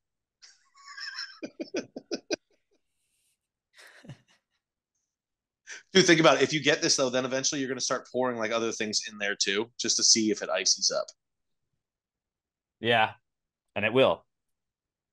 Dude, a DP icy? One Pib icy guy. Deep icy? I think if you're ever feeling bad about what you're putting in there, you could do like the HEB sodas that you have. Yeah, I have some. Oh, dude. Will it freeze? That'd be a new game. Dude, just get the 0 sugar lemon. That's our TikTok. Chair reviews and weird icy reviews. Done. All right. moving on. We're just accomplishing a lot. We're talking conspiracy theories. We're learning, and now we're coming up with business ideas. What don't we do on Pass the Gravy? Really touch them all. When they're like, "What kind of podcast is?" They literally do everything. We talked a little Portuguese and Gaelic. We're a learn a new language podcast too. Fuck Duolingo. You don't need anything. You just need us. Robert, say something in Spanish. See. Ein. That's German. That's like 4 languages we've just talked. Parlez-vous en français? French. Les incompétents. That was French Canadian though. Bonheur.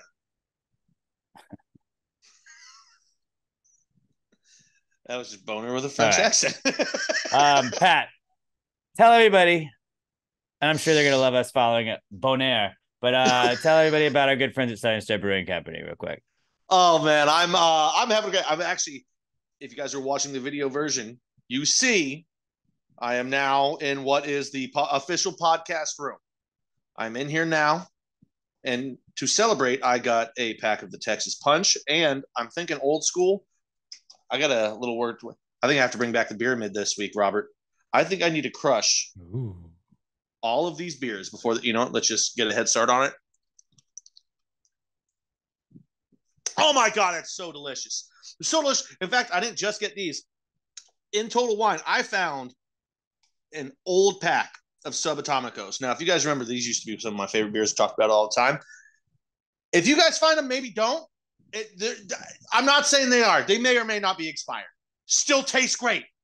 The beer, it may or may not have expired 3 years ago. Still tastes great. That's how good Southern Star is. Even when the beer isn't good anymore, it's still great. You get a BL or an ML or any of those other bullshit ones, they're going to taste like shit before they even get to the expiration. Not Southern Star. By the way, don't listen to anything I'm saying right now. Southern Star probably will not back up any of these things I'm saying. Don't do it. But you know what you could do? I also got a 12-pack cooling down right now of the Bombshell Blondes, the actual 12-pack pack. Those are amazing. Plus, I've taught you guys in the past, cut it in half with a knife. You got a Spartan helmet. Bam, you can wear that right after. Who doesn't love a guy wearing a beer case as a helmet? But no matter what you do, just make sure you get something. Whether you go with the original bombies or the strawberry bombies, which we love, the Southern Brunch that tastes like a mimosa in a can. These Texas Punches, you can still find them everywhere. If you're like me, if you're a psycho and you like drinking dark beer, even when it's 157 fucking degrees outside, I also have a pack of the Buried Hatchet in my fridge right now. Those I usually like to get after I've already had a few and I'm feeling a little bit of a buzz. That's a great time for a dark beer. You got your cold pint glass to go with it too. Oh, it's like, that's what I have as my dessert, Robert. It's like, instead of having chocolate ice cream, I'm going to have an ice cold frozen fucking stout beer. It's beautiful. And it's probably just as filling as any of those ice creams are going to be anyway. Regardless of what you like, there is a flavor of Southern Star for you. Get your ass up to the brewery, 3525 North Fraser Street in Conroe. Get a they'll let you taste everything. They always have taproom exclusives that are going on in there, shit that's not going to be wide released, but it's stuff that they like to play with. Because it's why else would you go into making beer as a living other than that you just love beer and you want to play around with beer and have different combinations and see what goes well. That's nothing. Get you 2 different beers, combine them into the same glass. Mix them. They love that. Oh, bro, we have made so many combos over the years. Like, the easiest combo is always the Bombshell Blonde and the Southern Brunch. They're both citrusy type flavors, so they go together well. Bombshell Blonde, yeah. Strawberry Bombshell Blonde, thank you. But, also make your own black and tan. Go with the Buried Hatchet Stout with the Bombshell Blonde. It's fucking beautiful. It's a beautiful thing.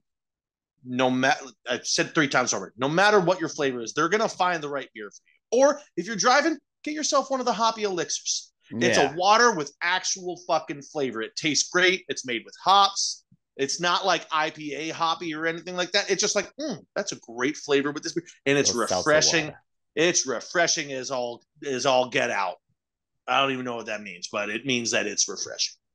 Southern Star Brewing Company, give them a follow on Twitter and Instagram at Southern Star Brewing Co. and at Southern Star BC. Let them know you're supporting the people supporting the podcast. Tag them in any photos you got with your Southern Star so they'll know you're supporting the people that they support. Southern Star Brewing Company, the official sponsor of the Not Cool segment. And before we get to that, man. Dude, that's not cool. Not cool. Not cool. Dude, that's not cool. That's not cool, man. Dude, that's not cool. Not cool. Not cool. Dude, that's not cool. That's not cool. That's not cool. I mean, after we get to that, that's what I meant to say. I misspoke right there.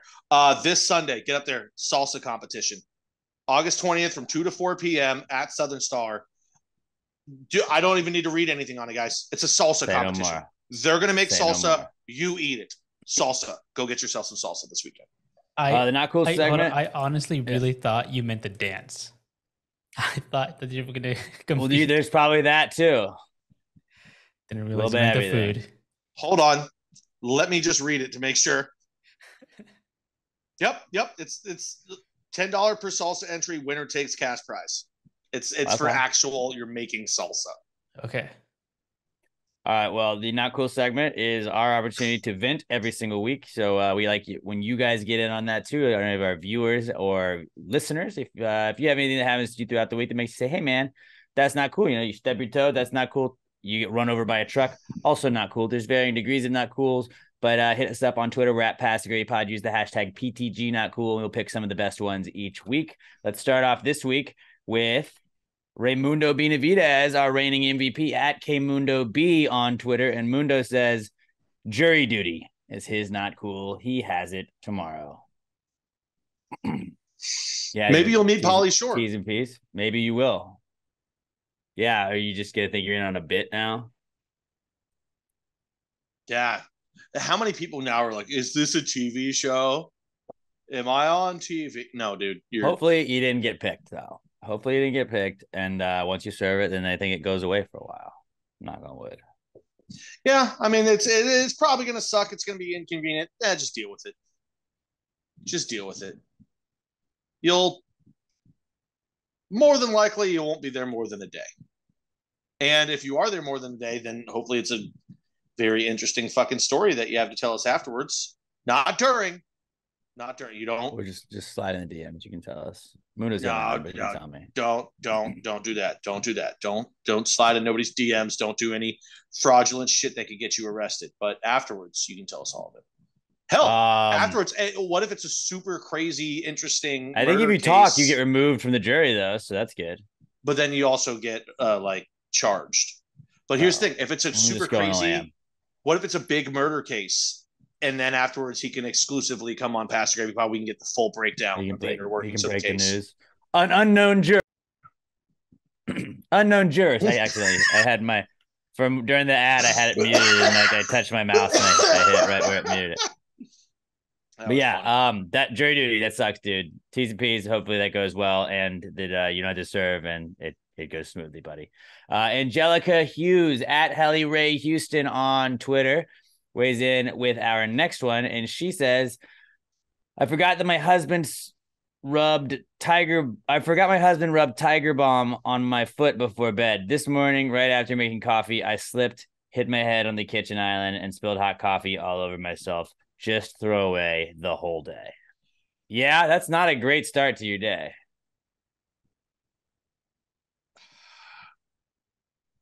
Did he not rub it in? Did he just cake lotion onto the bottom of your foot?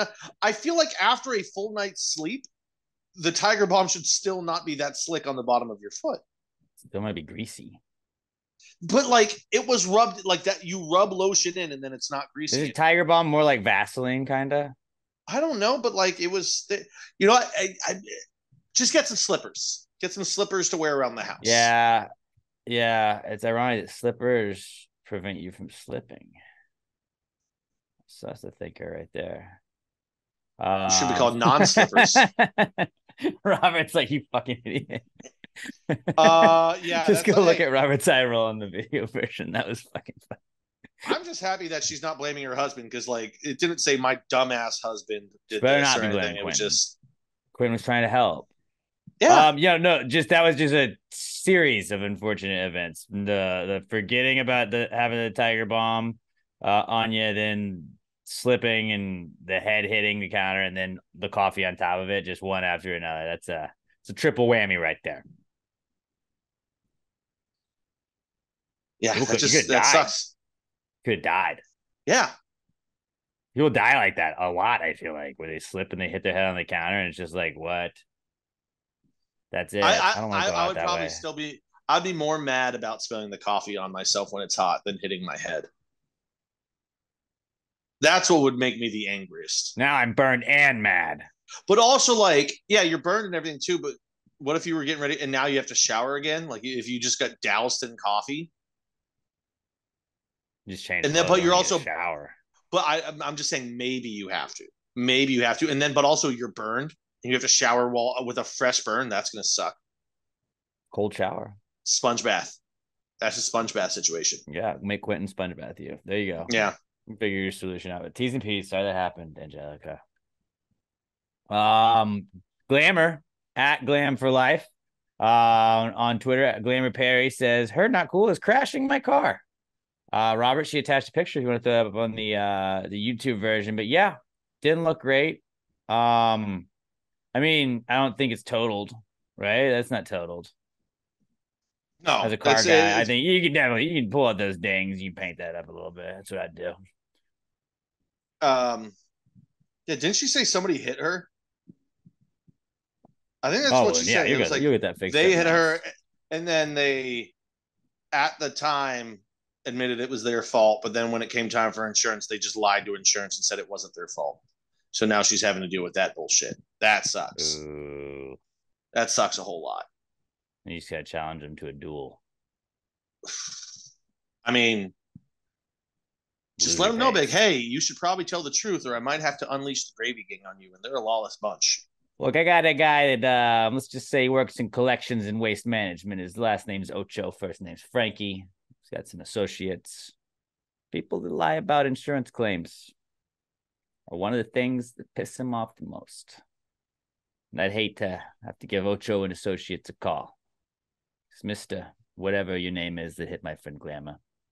Those people tend to go missing. I'm not saying anything's going to happen. I'll be, God forbid. God forbid, am I right? I'm just saying. Ocho and Associates has successfully made people disappear before. It's not a threat. That is a problem. We've got to get the full story from her too, because this picture is just wild. And the fact, like, I don't know if they like sideswiped her and she spun out into the grass, because like her whole car is off of the road and into the grass at the edge of the curb.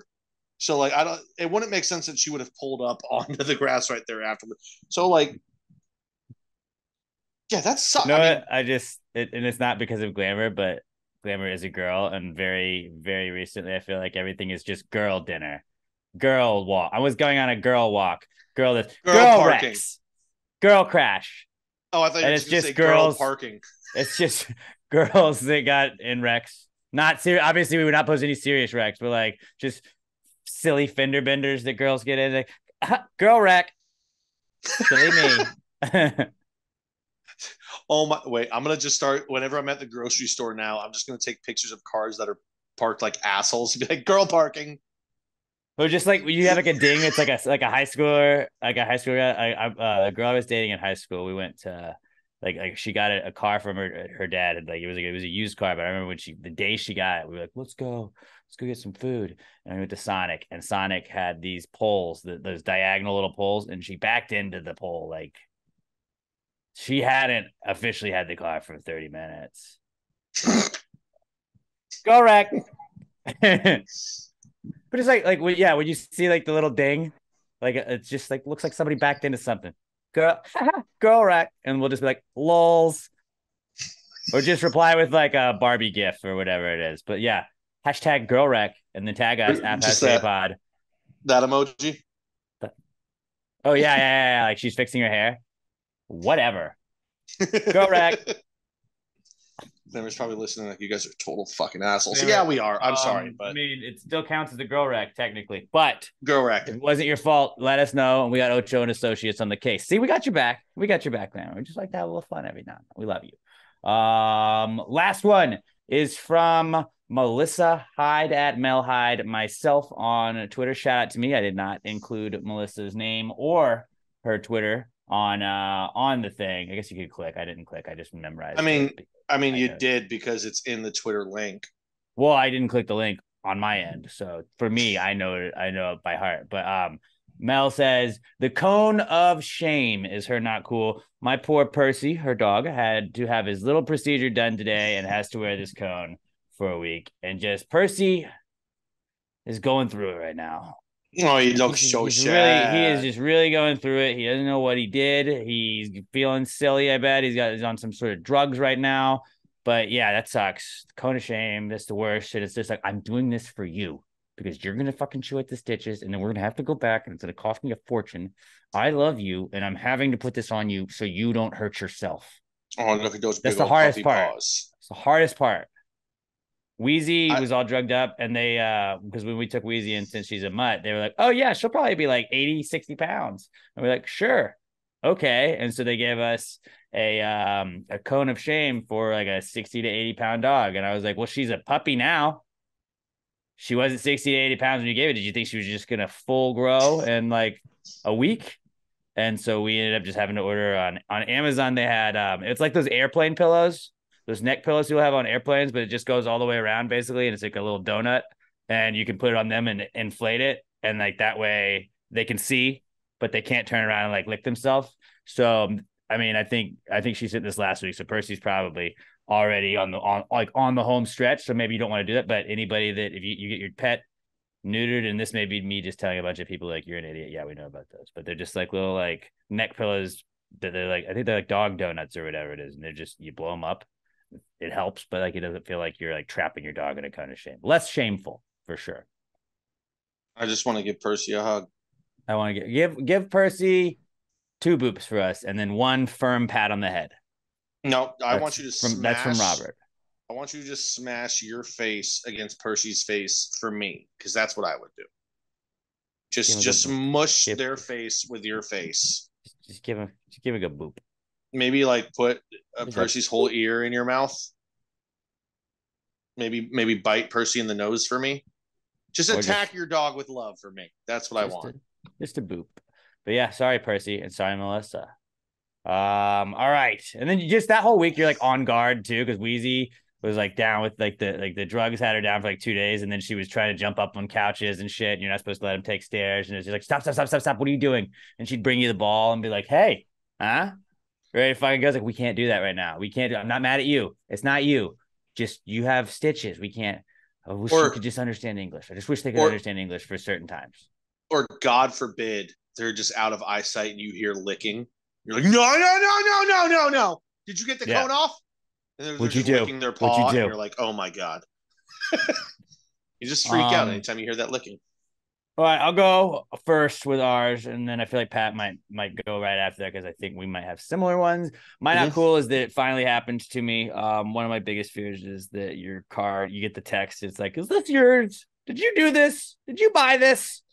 And I did get that, and somebody had been trying to send money to somebody else using my card to create an account, and they tried it like 3 times, it got denied all 3 times, but I was like, yep, definitely didn't do that. And so I looked through my like transaction, was like, yeah, no, it's just these 3 I did not do. And then just having to get the new card, the whole fucking process of getting a new card, which means I had to cancel everything, and like fucking Apple will let you know that your Apple card that is on file is not active, because it just was, my phone was just yelling at me like, oh, hey dude, how you gonna pay for things? And I was like, I'm aware, I just had to get the fucking card here, man, and the card guy here. And now it's just that it's the chore of all of it, where it's like, yeah, I get it, I can cancel the card and then go do this and I get the money back that anybody was going to spend.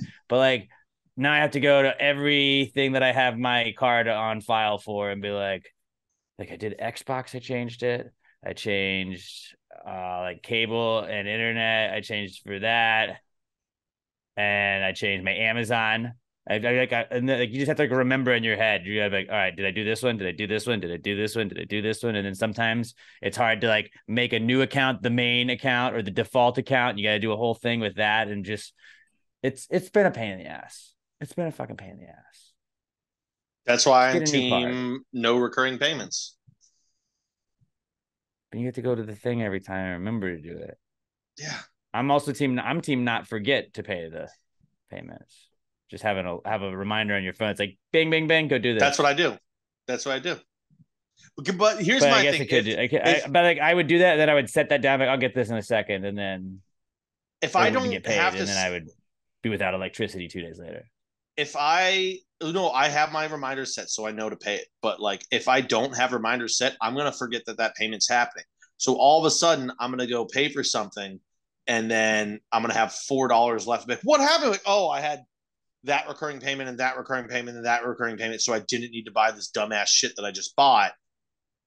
So now I got to eat ramen for a couple days.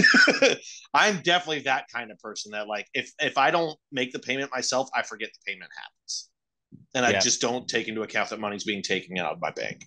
That's how a lot of people are with rent sometimes, but I don't think it works that way. Those people that I was asking about getting the kettlebell from, they just were like, we don't have to pay this rent. Maybe they didn't set the reminder. I'm good with rent. Rent's one I'll never forget. First of the month, got it. I know when that is. Yeah, that's an easy one to rent. If you can't remember that one, that's on you. You're an idiot. Mine's pretty similar, but it's completely self-inflicted.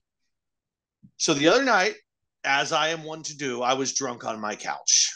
And it is like 2, 3 in the morning. I don't know. And I'm scrolling Instagram, and you've probably seen it when you're just scrolling video to video. That little ad where it's like a little golf game. It's like a little chipping pad with Velcro golf balls that you just try and chip onto it.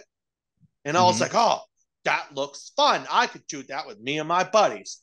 And I even had the thought that said, I feel like last time I saw this ad, it was a different name. But whatever. And I click on the link and I try and fucking buy it. Because I'm an idiot. And the payment doesn't go through. I try again. Payment doesn't go through. I try again. Payment. And I go, fuck it. I'm drunk. I didn't need this anyway. So then the next day I go to buy something. I don't know. I was grocery store. It was like $4. Oh, you know what it was? There's a Dunkin' down the street from me. And I was like, I'm going to give myself a treat and have a Dunkin' iced coffee. And the guy's like, I declined. I was like, whatever, here's cash. And I go and I look at it. And my card's like, bro, suspicious activity. Like, I pull into it. It's like, what the fuck is this shit? And it goes, do you recognize these payments? I was like, okay, Amazon, I know that one. That's another Amazon. I know that one. These are the Dunkin' Donuts refusals that just happened. I know that. What's this random like Venmo shit for 3 different attempted payments of like $1.99 and 84 cents? Probably from that dumbass Instagram thing I tried to buy last night. They're fishing for my information.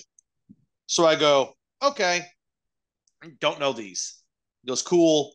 Call this number. I'm doing all this in the Dunkin' Donut parking lot. Call this number. I call it. They're like, do you recognize this, this, and this? And I go, yes, no, and no. They go, okay. We've reactivated your card, blah, blah, blah. They didn't.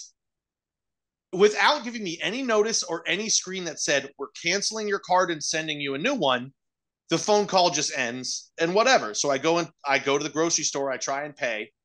It's not working. It doesn't show, like, you know, when you pull up your app and it'll be like card locked. How much did you have in your cart? At the grocery store? Oh, I had cash. It was like $15 worth of shit. I was just in and out. No, but like, is there anything where it's like, have you ever had that happen where like I had to put something back and hadn't moved money over, but I just forgot, like, oh shit, let me do this real fast, and you have to kind of sit there and wait for the money to move, but like it's always awkward, like this guy can't fucking pay. Well, first of all, a whole fucking cart of groceries. You're like, like I said, I only had a couple things. I'm in self checkout, and all of them are full, and I'm the first person in line. I sat there for 5 minutes, or it was probably like 4 minutes. But I'm sitting there just going, why is everybody in this checkout the slowest goddamn checkouters of all fucking time? Like, I'm telling you, legitimately, I'm sitting there for 4 minutes. And then immediately my card starts to, but I just paid cash right away, like into the thing, and I was done.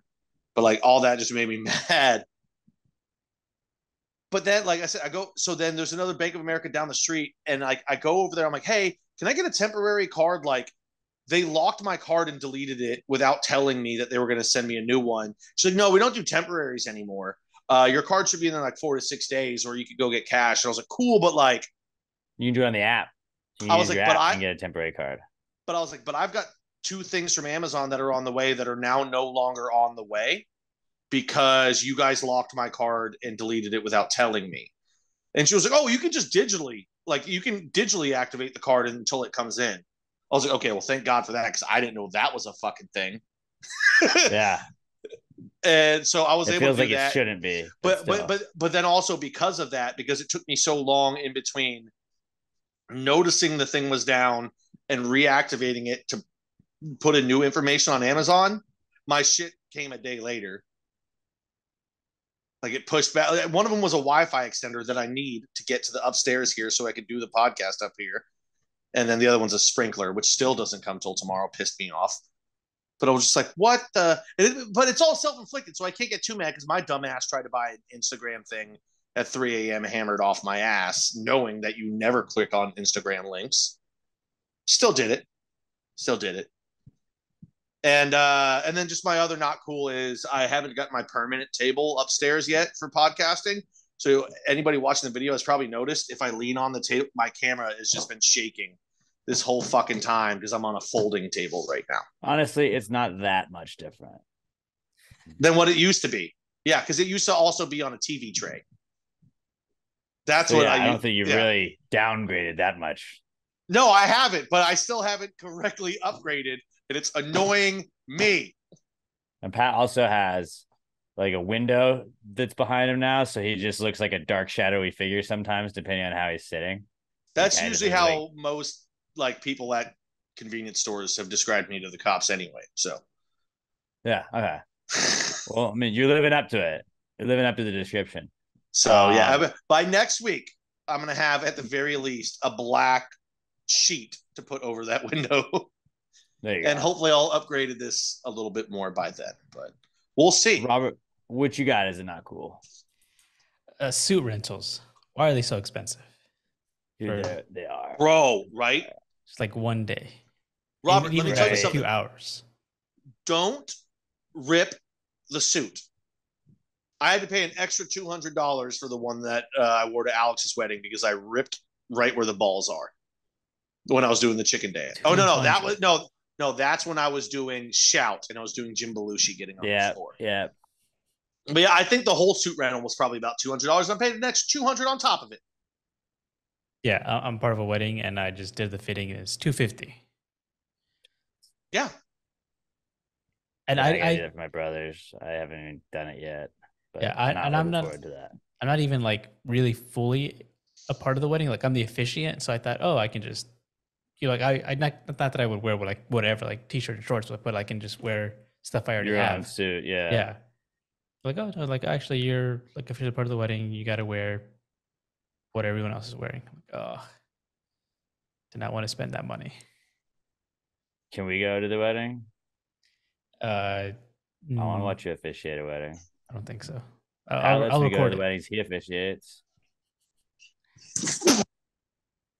And then now I'll have to do it. Bless you, Pat. Well, I'll have to do it. Robert too. Then we'll all three have. We'll all be pastors. Fathers, in case you want to go this route, Robert, I found a Pope costume for $40 on Amazon. Ooh, hey, and my bet pays $207. That's enough to get the icy machine, and I'll probably have a little left over. Maybe it's the Pope costume / icy bet. Huh? Not a bad idea. Hold on. There's a whole website, CatholicCompany.com, where you can just buy all the vestments and everything that you need. You get the crackers? I'm sure you can if you want. But I just want to be snacking on some church wafers. Like black long sleeve clergy shirt, $50. This is another Instagram link situation, Pat. Oops. No, I Googled this. I did not go through Instagram. Oh my God, they've got masks. This is all right. I'm getting out of here because I'm just going to go down a wormhole of shit that I find hilarious. But also, there's a full-on divinity clergy robe, cassock with matching. That's only $229. So you can buy that for less than what your rental is. So you can wear that keep it for the next ones. Any formal occasion. Actually, I want to point out, it's fucked up. I officiate one wedding. Now Robert's trying to steal my swag. And I'm going to steal Robert's swag after that. Mm-hmm. Bro, you're just gonna jock my Riz like that, dude? Dude, like I'm gonna Riz it up. Dude, I can't have one thing and you're just gonna fucking appropriate my culture. You don't even drink. How are they paying you? I got paid in a bottle. Also, a pro tip, don't forget to ask them to exchange their rings. Mm-hmm. That's something that sometimes people forget to ask for. Not Pat, but some people have. Yeah, forgotten. some people have. Not Pat me. didn't forget that. Other people Definitely have. not me. Pat. Definitely not me. Definitely I not remembered. him. I remembered. Definitely not him. Or I was gonna remember. They interrupted me. Dude, are you nervous? It's so far away right now. Like it's in October, so I'm not really thinking about it. That's future Robert's problem. Yeah. Bro, you won't start getting nervous till like 2 weeks out. Mm-hmm. You'll be like, oh my God, I've actually got to do this. Why did I have say to stand in front of people on their most important day of their life and not fuck it up. Yeah, at least I was doing it with Brett. Brett.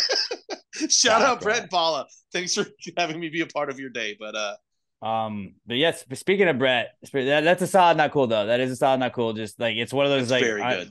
Being in a wedding, and like I, as somebody that just had to ask people to be in my wedding, like being in a wedding is like a secret not cool. It's like a not cool that you don't want to talk about, but it's like I just have chores now. And you're like, I'm happy for my friend. I really want the best for you.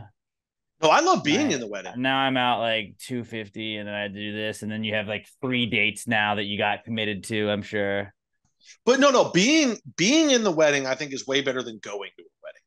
Going to a wedding, you're like, but going to a wedding, you can go, you can dip when you need to. When you're in a wedding, like you got to kind of stay around for the stuff.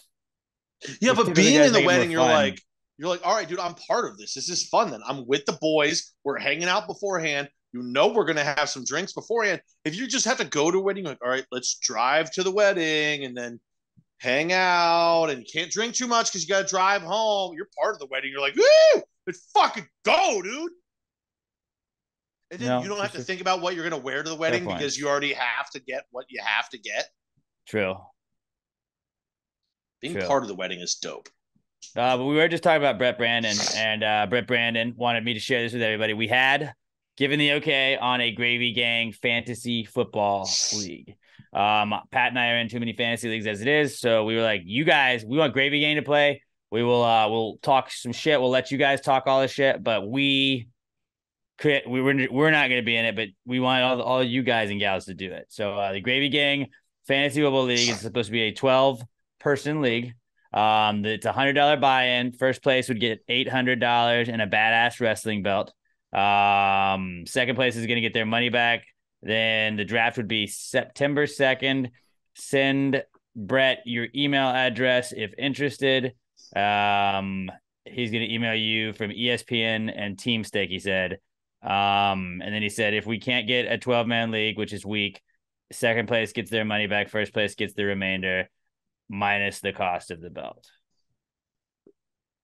Okay. And I'm guessing just contact him on Twitter. Yeah, if you would like to do that, DM him your email. Hit him up on Twitter. Yeah, we should have gotten his email. Yeah. Well, he's at Price of a ZJ. I told him I would give out his stuff though. So at Price of a ZJ, let Brett know you want to be in the Gravy Gang Fantasy Football League. So do it as soon as you can. As you listen to this, if you want to be in, let him know at Price of a ZJ on Twitter, because these are probably going to fill up fast. Unlike our fantasy women's basketball league, because you guys didn't support women, even though I do, and now we've won 6 straight. And just so everyone's clear, Price of AZJAY, not ZJ the letters. You got to write out the J part, JAY. Price of a ZJ. Price of a ZJ, Brett Brandon. Let him know you want to be in the Gravy Gang Fantasy League, and you're good. And then we have another one. If you don't want to be in the Fantasy League, we recommend that go in the Fantasy League. But if that fills up, or if you want to just be in a Pick'em League's pretty easy. You just pick the games. You just say, this team is going to win this game. This team's going to win this game. You do that every week. It's pretty simple. That is like a $25 buy-in. My friend Andrew is going to run that. We're going to have a Gravy Gang Pick'em League. Pretty awesome. Robert, you should just rando do it. I'll pay for yours, and just randomly you got to pick it. And then Robert might win, because it's usually either like somebody that's really on their shit or somebody has no idea. And Robert would just randomly pick. And so I feel like that might work. But yes, the Pass the Gravy Pick'em League, a $25 buy-in. Winner gets we haven't figured out the payouts, but my buddy Andrew, owner of Packard's Pub, is going to be running the thing. He's at apackard1 on Twitter. If you want to give him a follow on Twitter, at apackard1, and then tweet him, say, hey, I want to be in the Pick'em League. At apackard1, say, get me in the Pass the Gravy Pick'em League. He'll get you the info. It's a $25 buy-in, and we're going to give out some huge payouts. We're trying to get as many people as we can in this. So, like, you know, it's one of those things that you're going to get paid out, I think, throughout the year. So at A Packard one said, get me in the Passive Gravy Pick'em League. So that's some fantasy football related stuff before we get to the answer segment, where if you want to ask us some questions in the Precome segment, we pitch our business ideas. We tell you what's been on our mind. We ask our questions, and we encourage you to do just that. For the answer segment, you want relationship advice? We got you too. Medical advice, maybe not the best, but we'll try it. We'll put on a lab coat. We gave parenting advice out. We've given all kinds of advice out all throughout the years. Hit us up on Passive Gravy at Passive Gravy Pod with the hashtag PTG answers. That's how we will sort for them. Hashtag PTG answers at Passive Gravy Pod. This is the answer segment. But before that, Well, if you just answered the question, why don't you just answer the question? Be honest, no big deal. Yeah, answer the question. Don't change the subject, just answer the fucking question.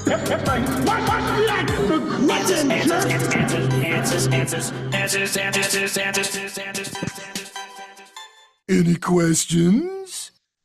I've got a question. Hey, Robert, how come you're such a fucking prick? Whoa, don't talk to Robert like that. I meant after that. You fucking dick. That was good. That was real good.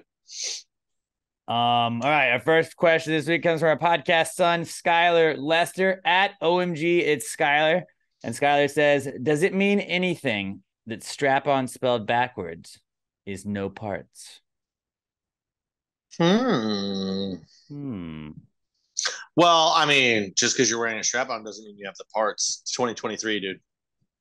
It Open means up your mind. I think. I mean, you can still wear a strap-on and have the parts. It's 2023, man. You could strap something on. You just strap it on. I would totally wear a strap-on. For that. You would? Bro, if a girl was like, I want you to DP me alone, I'd be like, let's fucking go. Dude, if you're not down for most, I don't think I'd be able to pull it off. What? It's like it seems like more work. Well, yeah, I mean, you could. If you're not down for most things in your 30s, I think you're sexually repressed. Like at that point, if you're not like, I'll give it a fucking shot, I don't care. Because like when you're in your teens and young 20s, you don't want. There's some things where as a dude, you're like, dude, that sounds gay. I'm not gonna do it. I don't want to do that. By the time you're in your late 20s, early 30s, you're like, fucking, I don't care. Let's go. Let's give it a shot. Now maybe you try it and you're like, nope, don't like it. Nope, never mind. But at least try. Why the fuck not? That being said, I still am very anti anything going near my butt. Not out of a gay thing. I would try a finger if not for the fact that I know my butt is a total war zone and I couldn't subject somebody else to it. But I've had a buddy who for years has been like, dude, I love having my butthole licked. Good for him. What about you, Robert? You like that? You know, I can respect that. I don't think I've never tried it myself, but I can expect where you're coming from. I was just gonna wait until until I stop talking. How long? Yeah, see how deep I can dig that hole. Because you went like a minute 3 seconds on that before you're like, Robert. And I was like, I think he's still just winding up. I think he's gonna keep going. Let's just let him cook. You know what I'm talking about, right? You guys get it? What? You guys are staring at me, but I think a lot of people listening are like, yeah, dude, once you hit 30, you're like, let's just try some shit. I mean, Robert, do you think it means anything that strap-on spelled backwards is no parts? Because I think like that is a hell of a coincidence. I don't know what it means, but it's got to mean something. It doesn't mean nothing. I don't know. I feel like it might just mean nothing. It can't mean nothing. Have you ever heard of the word coincidence? Because I think we found one. No. It's got to mean something. I think it means something. I don't know what it means, but it means something, Skylar. Technically, you could try and say it's a palindrome. It means the same thing forward as it does backwards. Now, I think technically a palindrome is the same word, but I'm using it for meaning this time. That could mean the same thing. Race car is a palindrome. ABBA. So many dynamos. Also a palindrome. Yeah, butthole Ita. You're like, what the fuck, Alex? I had to do that for a class assignment one time. It was like try and come up with a palindrome, and whoever's is the longest, we got like candy or whatever the fuck it was, and nobody else could really think of a good one. And I was like, so many dynamos. And Stanley Yelnats didn't count because everybody was like, we use that. Played. I mean, so many dynamos. Yeah, it probably means nothing, but it might. We can't say it means nothing. We can't for sure. It means something. I think it means something. I can't all right, get this Alex, camera where I want it.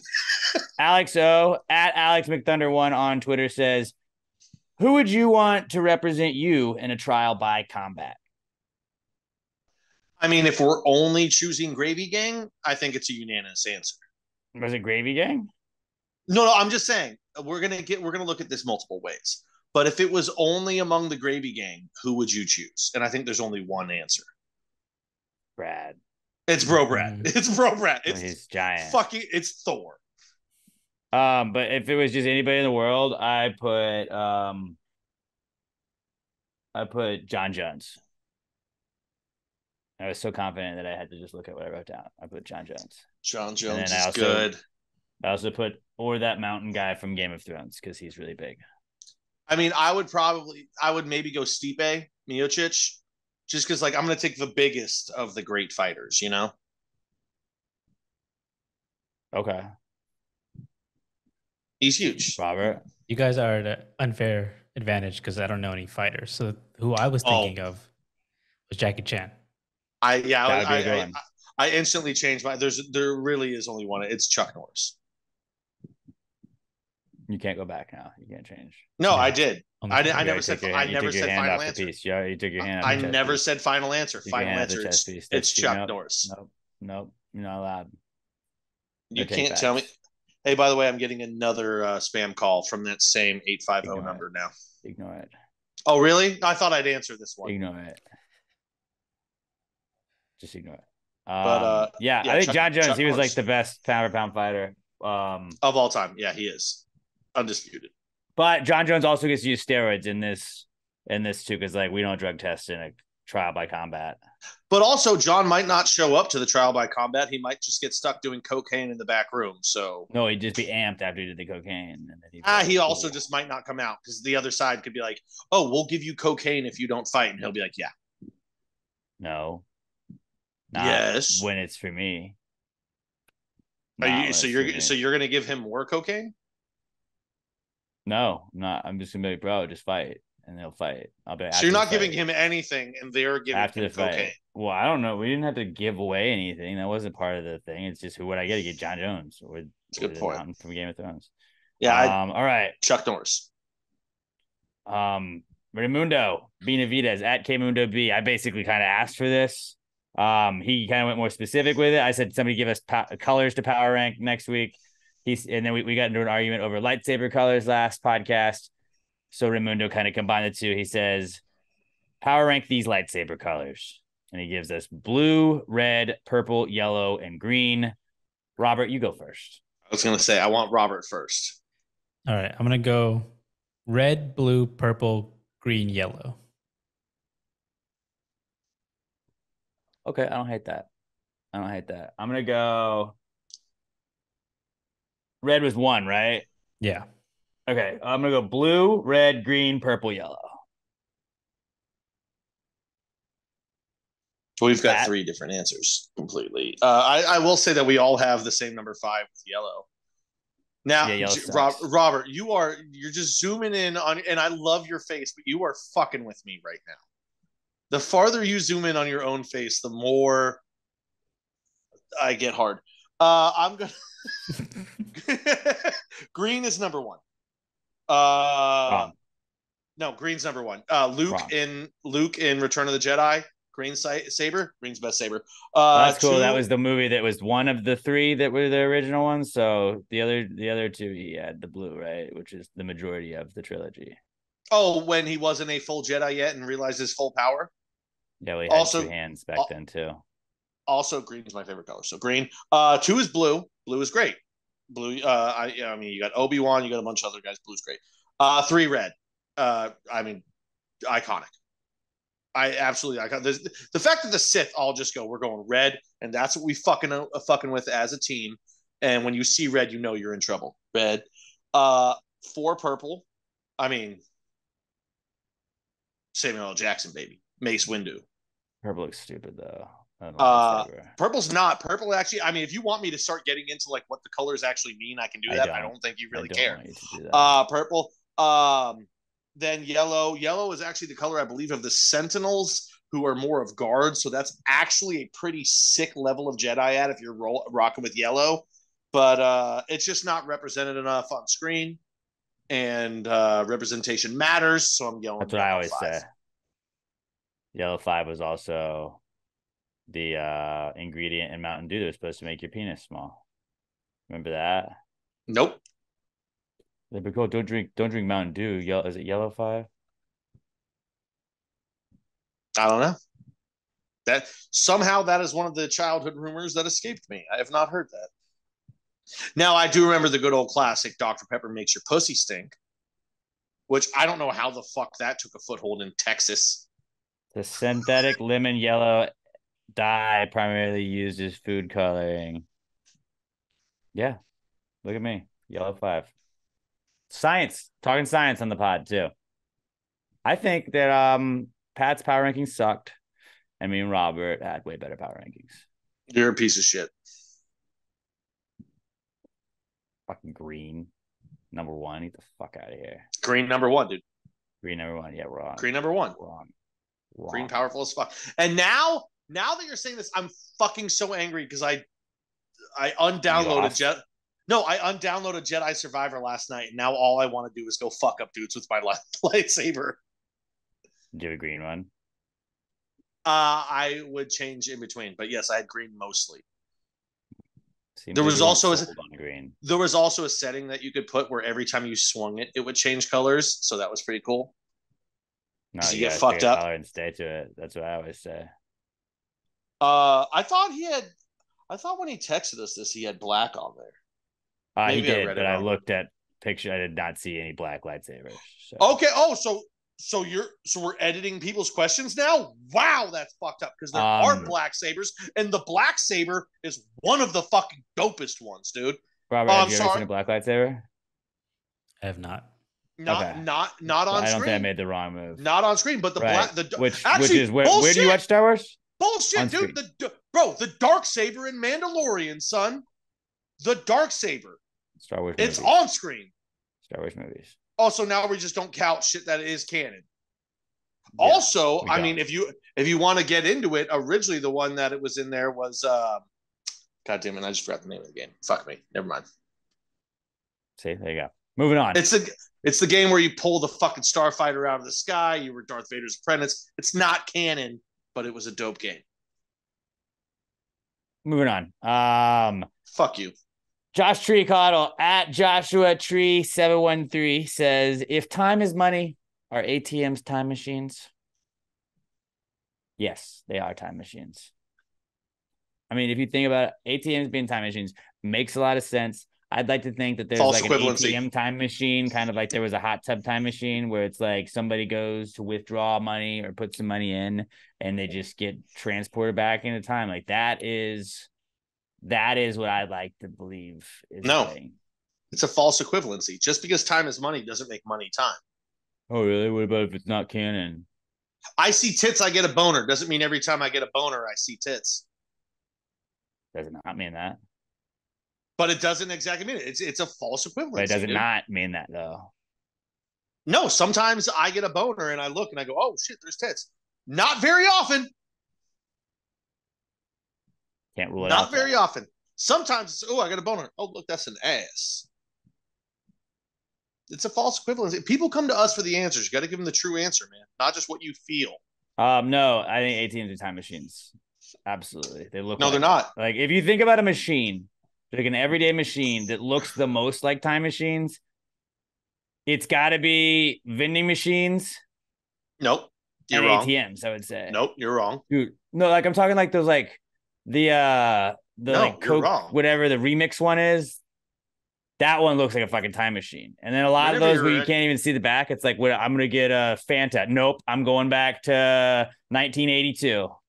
I'll give you the correct answer whenever you're ready for it. All right, Mr. Green Lightsaber's best. English phone booth. Doctor Who, baby. Full body Sorry, scanners at airports. Full body scanners. That's much closer than what Alex Metal said. detectors. Oh, am I getting a Coca-Cola? Am I going back in time? What a stupid fucking answer. I'm just saying, we need to you have stupid answers. I literally gave the answer that is the most common one in answers. popular culture. The English Time Machine from Doctor Who. Well, just because you saw it on English TV. phone booth. Because you saw it on TV. You're Doctor Who did it. There's my original thought. Oh, the fucking DeLorean. How about that, you dumb bitch? Okay. Also, I saw a movie. Oh, so no. So last time movies only count, but now movies don't count. Movies only count for lightsabers, but not for this. Yes. Have you ever considered the fact that you're just a cunt? No. Well, you should, because you are. I won't consider that. I'm a narcissist. That's what TikTok tells me. There you go. As long as you put in my algorithm, and I won't admit anything. But yeah, like I think ATM definitely looks like it could be a time machine. No, it doesn't. Every day. What are you talking about? You can fucking push buttons. You push buttons. It's like fucking boom. Now you're there. It does not look like it. It's not even enclosed. All time machines are enclosed. No, they're not. Name me one time machine that's not enclosed. The hot tub time machine. Shit. Okay. Okay, you got me. Boom. Hand up. ATM. Hand up, wrong. ATM time machine. Done. You just said. And by the way, hot tub, a machine. That's a machine that looks more like a time machine than an ATM. That's it. It's a hot tub. It's been proven. I've never seen an ATM be a time machine. I've seen a hot tub do it. Right. I'm trying to break ground here. I'm trying to trailblaze. You're just doing what's already been. You're no wonder you like superheroes so much. When you just retread Spider-Man for the 4,000th fucking time. Dude, like low key, the coolest part of that movie was him getting to go back in time and do the fucking Black Eyed Peas song. How sick would that be if you could just go back in time with a banger and make everyone think you're awesome at music? I would do. Yeah, I would absolutely do all of that. Bro, no, there's one song remember you would Lugal? do. There's one song. There's one make song way more money. You would do. No, but I mean, if you were gonna do it with one song, you would go back in time with Old Town Road, and you'd be like, guys, I've got a banger for you. No. Oh, so you're not? Your Lil Nas X is not your king then? He's my king. I wouldn't try and steal what he did. I would probably do a Shaggy song. I would just make everything. I was Shaggy. Life is one big party when you're still exactly. Like, why are you talking that accent? Yeah, man. I only have Rasta when I sing the song. I think ATMs are time machines. ATMs are time machines. They're not. Until I'm proven wrong, ATMs are time machines. Robert, tiebreaker. I say no because it's ATMs, not ATM machines. If anything, that means ATMs are automated teller machines. Robert, are you also the person that gets mad when people say RBIs? Because it's just RBI. I hate that. Or it should be RB's. RB's I is what it should be. Runs bad or R's. No, R's BI. If you would no, it's RBI. No, but it's RBIs. It's RBIs. No, if you say ribbies, I give you that. RBI. I'm sorry. How would you spell ribbies? With an S on the end? Yeah. No, that's how you say it, not how you spell it. RBI. We're getting real contentious here at the end. Fuck you. It's warm up here. And I'm drinking lots of beer. Jordan Welch at J_Welch 2795 says, is it E for effort or A for effort? Because I have heard both. So I thought about it and I wrote down that A for effort is if you try really hard but don't succeed, but like you don't suck. And then like it's like, oh, A, you got an A. You really tried, like, hey, like if we had lost to Russia in 1980, like, well, hey, the team USA went out there and they really tried hard and they almost got done, but that was an A for effort, almost got done. E for effort's like, you fucking should never do this again, but at least you tried. I want to know who the fuck told you E for effort, because it doesn't even make sense. I've heard E for effort from people before. Okay, I'm going to be very clear when I say this. If you say E for effort, you're fucking stupid. What if you say V for vendetta? Because that makes sense. There's a V in vendetta. E for effort. Yes, there's an E there, but that's not the same. Say, how do you spell effort? It's not that. E. But why would you give them an E for effort? Because it starts. Because when you're saying it, you're could also be them. Excellent. No, but you're giving an A for it. You're giving them a grade for their effort. That's why I meant like effort. A for effort is like you gave it your all and just came up short. E for effort, it's like, well, there was an attempt. I'm not even going to give you an A. It's an E. You attempted it. You would just say F for effort then, because you fucking failed. No, because they tried. They were not skilled at it. You can try and trying fail. And being skilled at something. You can try and fail. Trust me. There's a lot of women that I've met will tell you I've tried and failed. Okay? You can try and fail. You Girl don't get break up. Did you come? No. Fuck. Hashtag girl orgasm. Yeah, no. E for effort is not a thing. It's A for effort. It's not. A for effort is really the one you should go with, but E for effort, I can understand if it's like, yeah, that really sucked. Let me backtrack a little bit. Some people have probably just heard this wrong. Actually, I'm not backtracking. People are probably, damn it, I've been saying it wrong my whole life and never thought about it. Well, guess what? Now that if you logically think through it, you were wrong.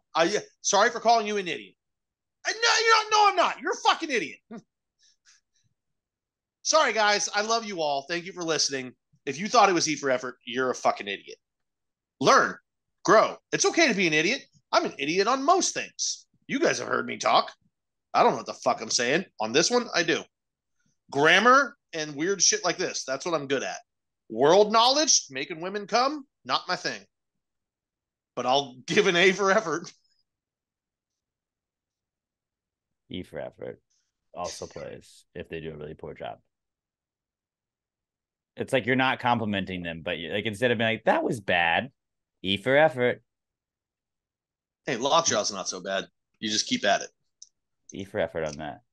All right. That was it. At PassGradePod. Use the hashtag PTG answers if you'd like to reach out to us with answers, questions. Don't forget, at Price of a ZJ. Hit Brett up and let him know you want to be a part of the Pass the Gravy Fantasy Football League. And if you don't want to be part of the Fantasy Football League, or if that fills up and you want to just be in the Pick'em League, you can do both as well. A $25 buy-in for our Pass the Gravy Pick'em League, where you just pick who's going to win the games at a Packard1. Let Andrew know you want to be in the Gravy Gang Pick'em pool. Tweet them out as soon as possible if you guys are listening to this, if you want to get in, so we can get things going. And they'll let you know, they'll confirm with you that you have been in accepted or whatnot. But if you do the pick'em pool, like literally everybody can do the pick'em pool, and then the more people that do it, the more money you could possibly win. So there you go. At Pass the Gravy Pod for us on all socials. Don't forget that TikTok too, and Jazz. We love you guys for the Jazz. That's awesome. Shout out to Sebastian. We got the shirt, PassTheGravyMerch.com, the new and improved Pass the Gravy store. I am at Alex J. Milton. Pat's at Not Pat Dan. Robert is at Robert Barbosa 03. Robert does a podcast called Recent Study Suggests. You can check that out on Mondays at A Recent Study Pod on Twitter and Instagram. Go like their Facebook page as well. I do the Giants Rush podcast on Mondays. That's NY Giants Rush. If you want to go follow us on YouTube, you can watch live. And then on Tuesdays, I do the Clear Up Big Blue podcast at CBB Pod. That's also on YouTube. And then if you watch Big Brother, who shout out to Melissa Hyde. She got into it. I got her to start watching. She was like, what's it on? And I was like, Paramount Plus. Melissa Hyde's watching Big Brother now. She'll be joining the conversation. Pass Grade Bro, me, and a combination of Chris, Emma, Allison, and Pat host the recaps after every episode of Big Brother. And yeah, tonight it's going to be ladies' night. So if you want to tune in and see Emma and Allison holding things down after the episode, you can chop it up with them. I love that I'm telling this to people that are like, they can do it tonight. But if you're listening to tonight's episode, that I think you will have already, like the show will have already started. But I don't know. Tune in.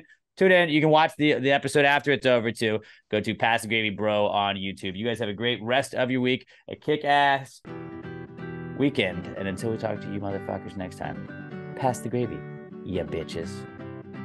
Gravy gang, gang, gang. Baby, pop the top and let it spread. As we're listening to Pass the Gravy. We're going fishing for your bitch today. We're drunk in Houston, baby. And we go ahead and lick your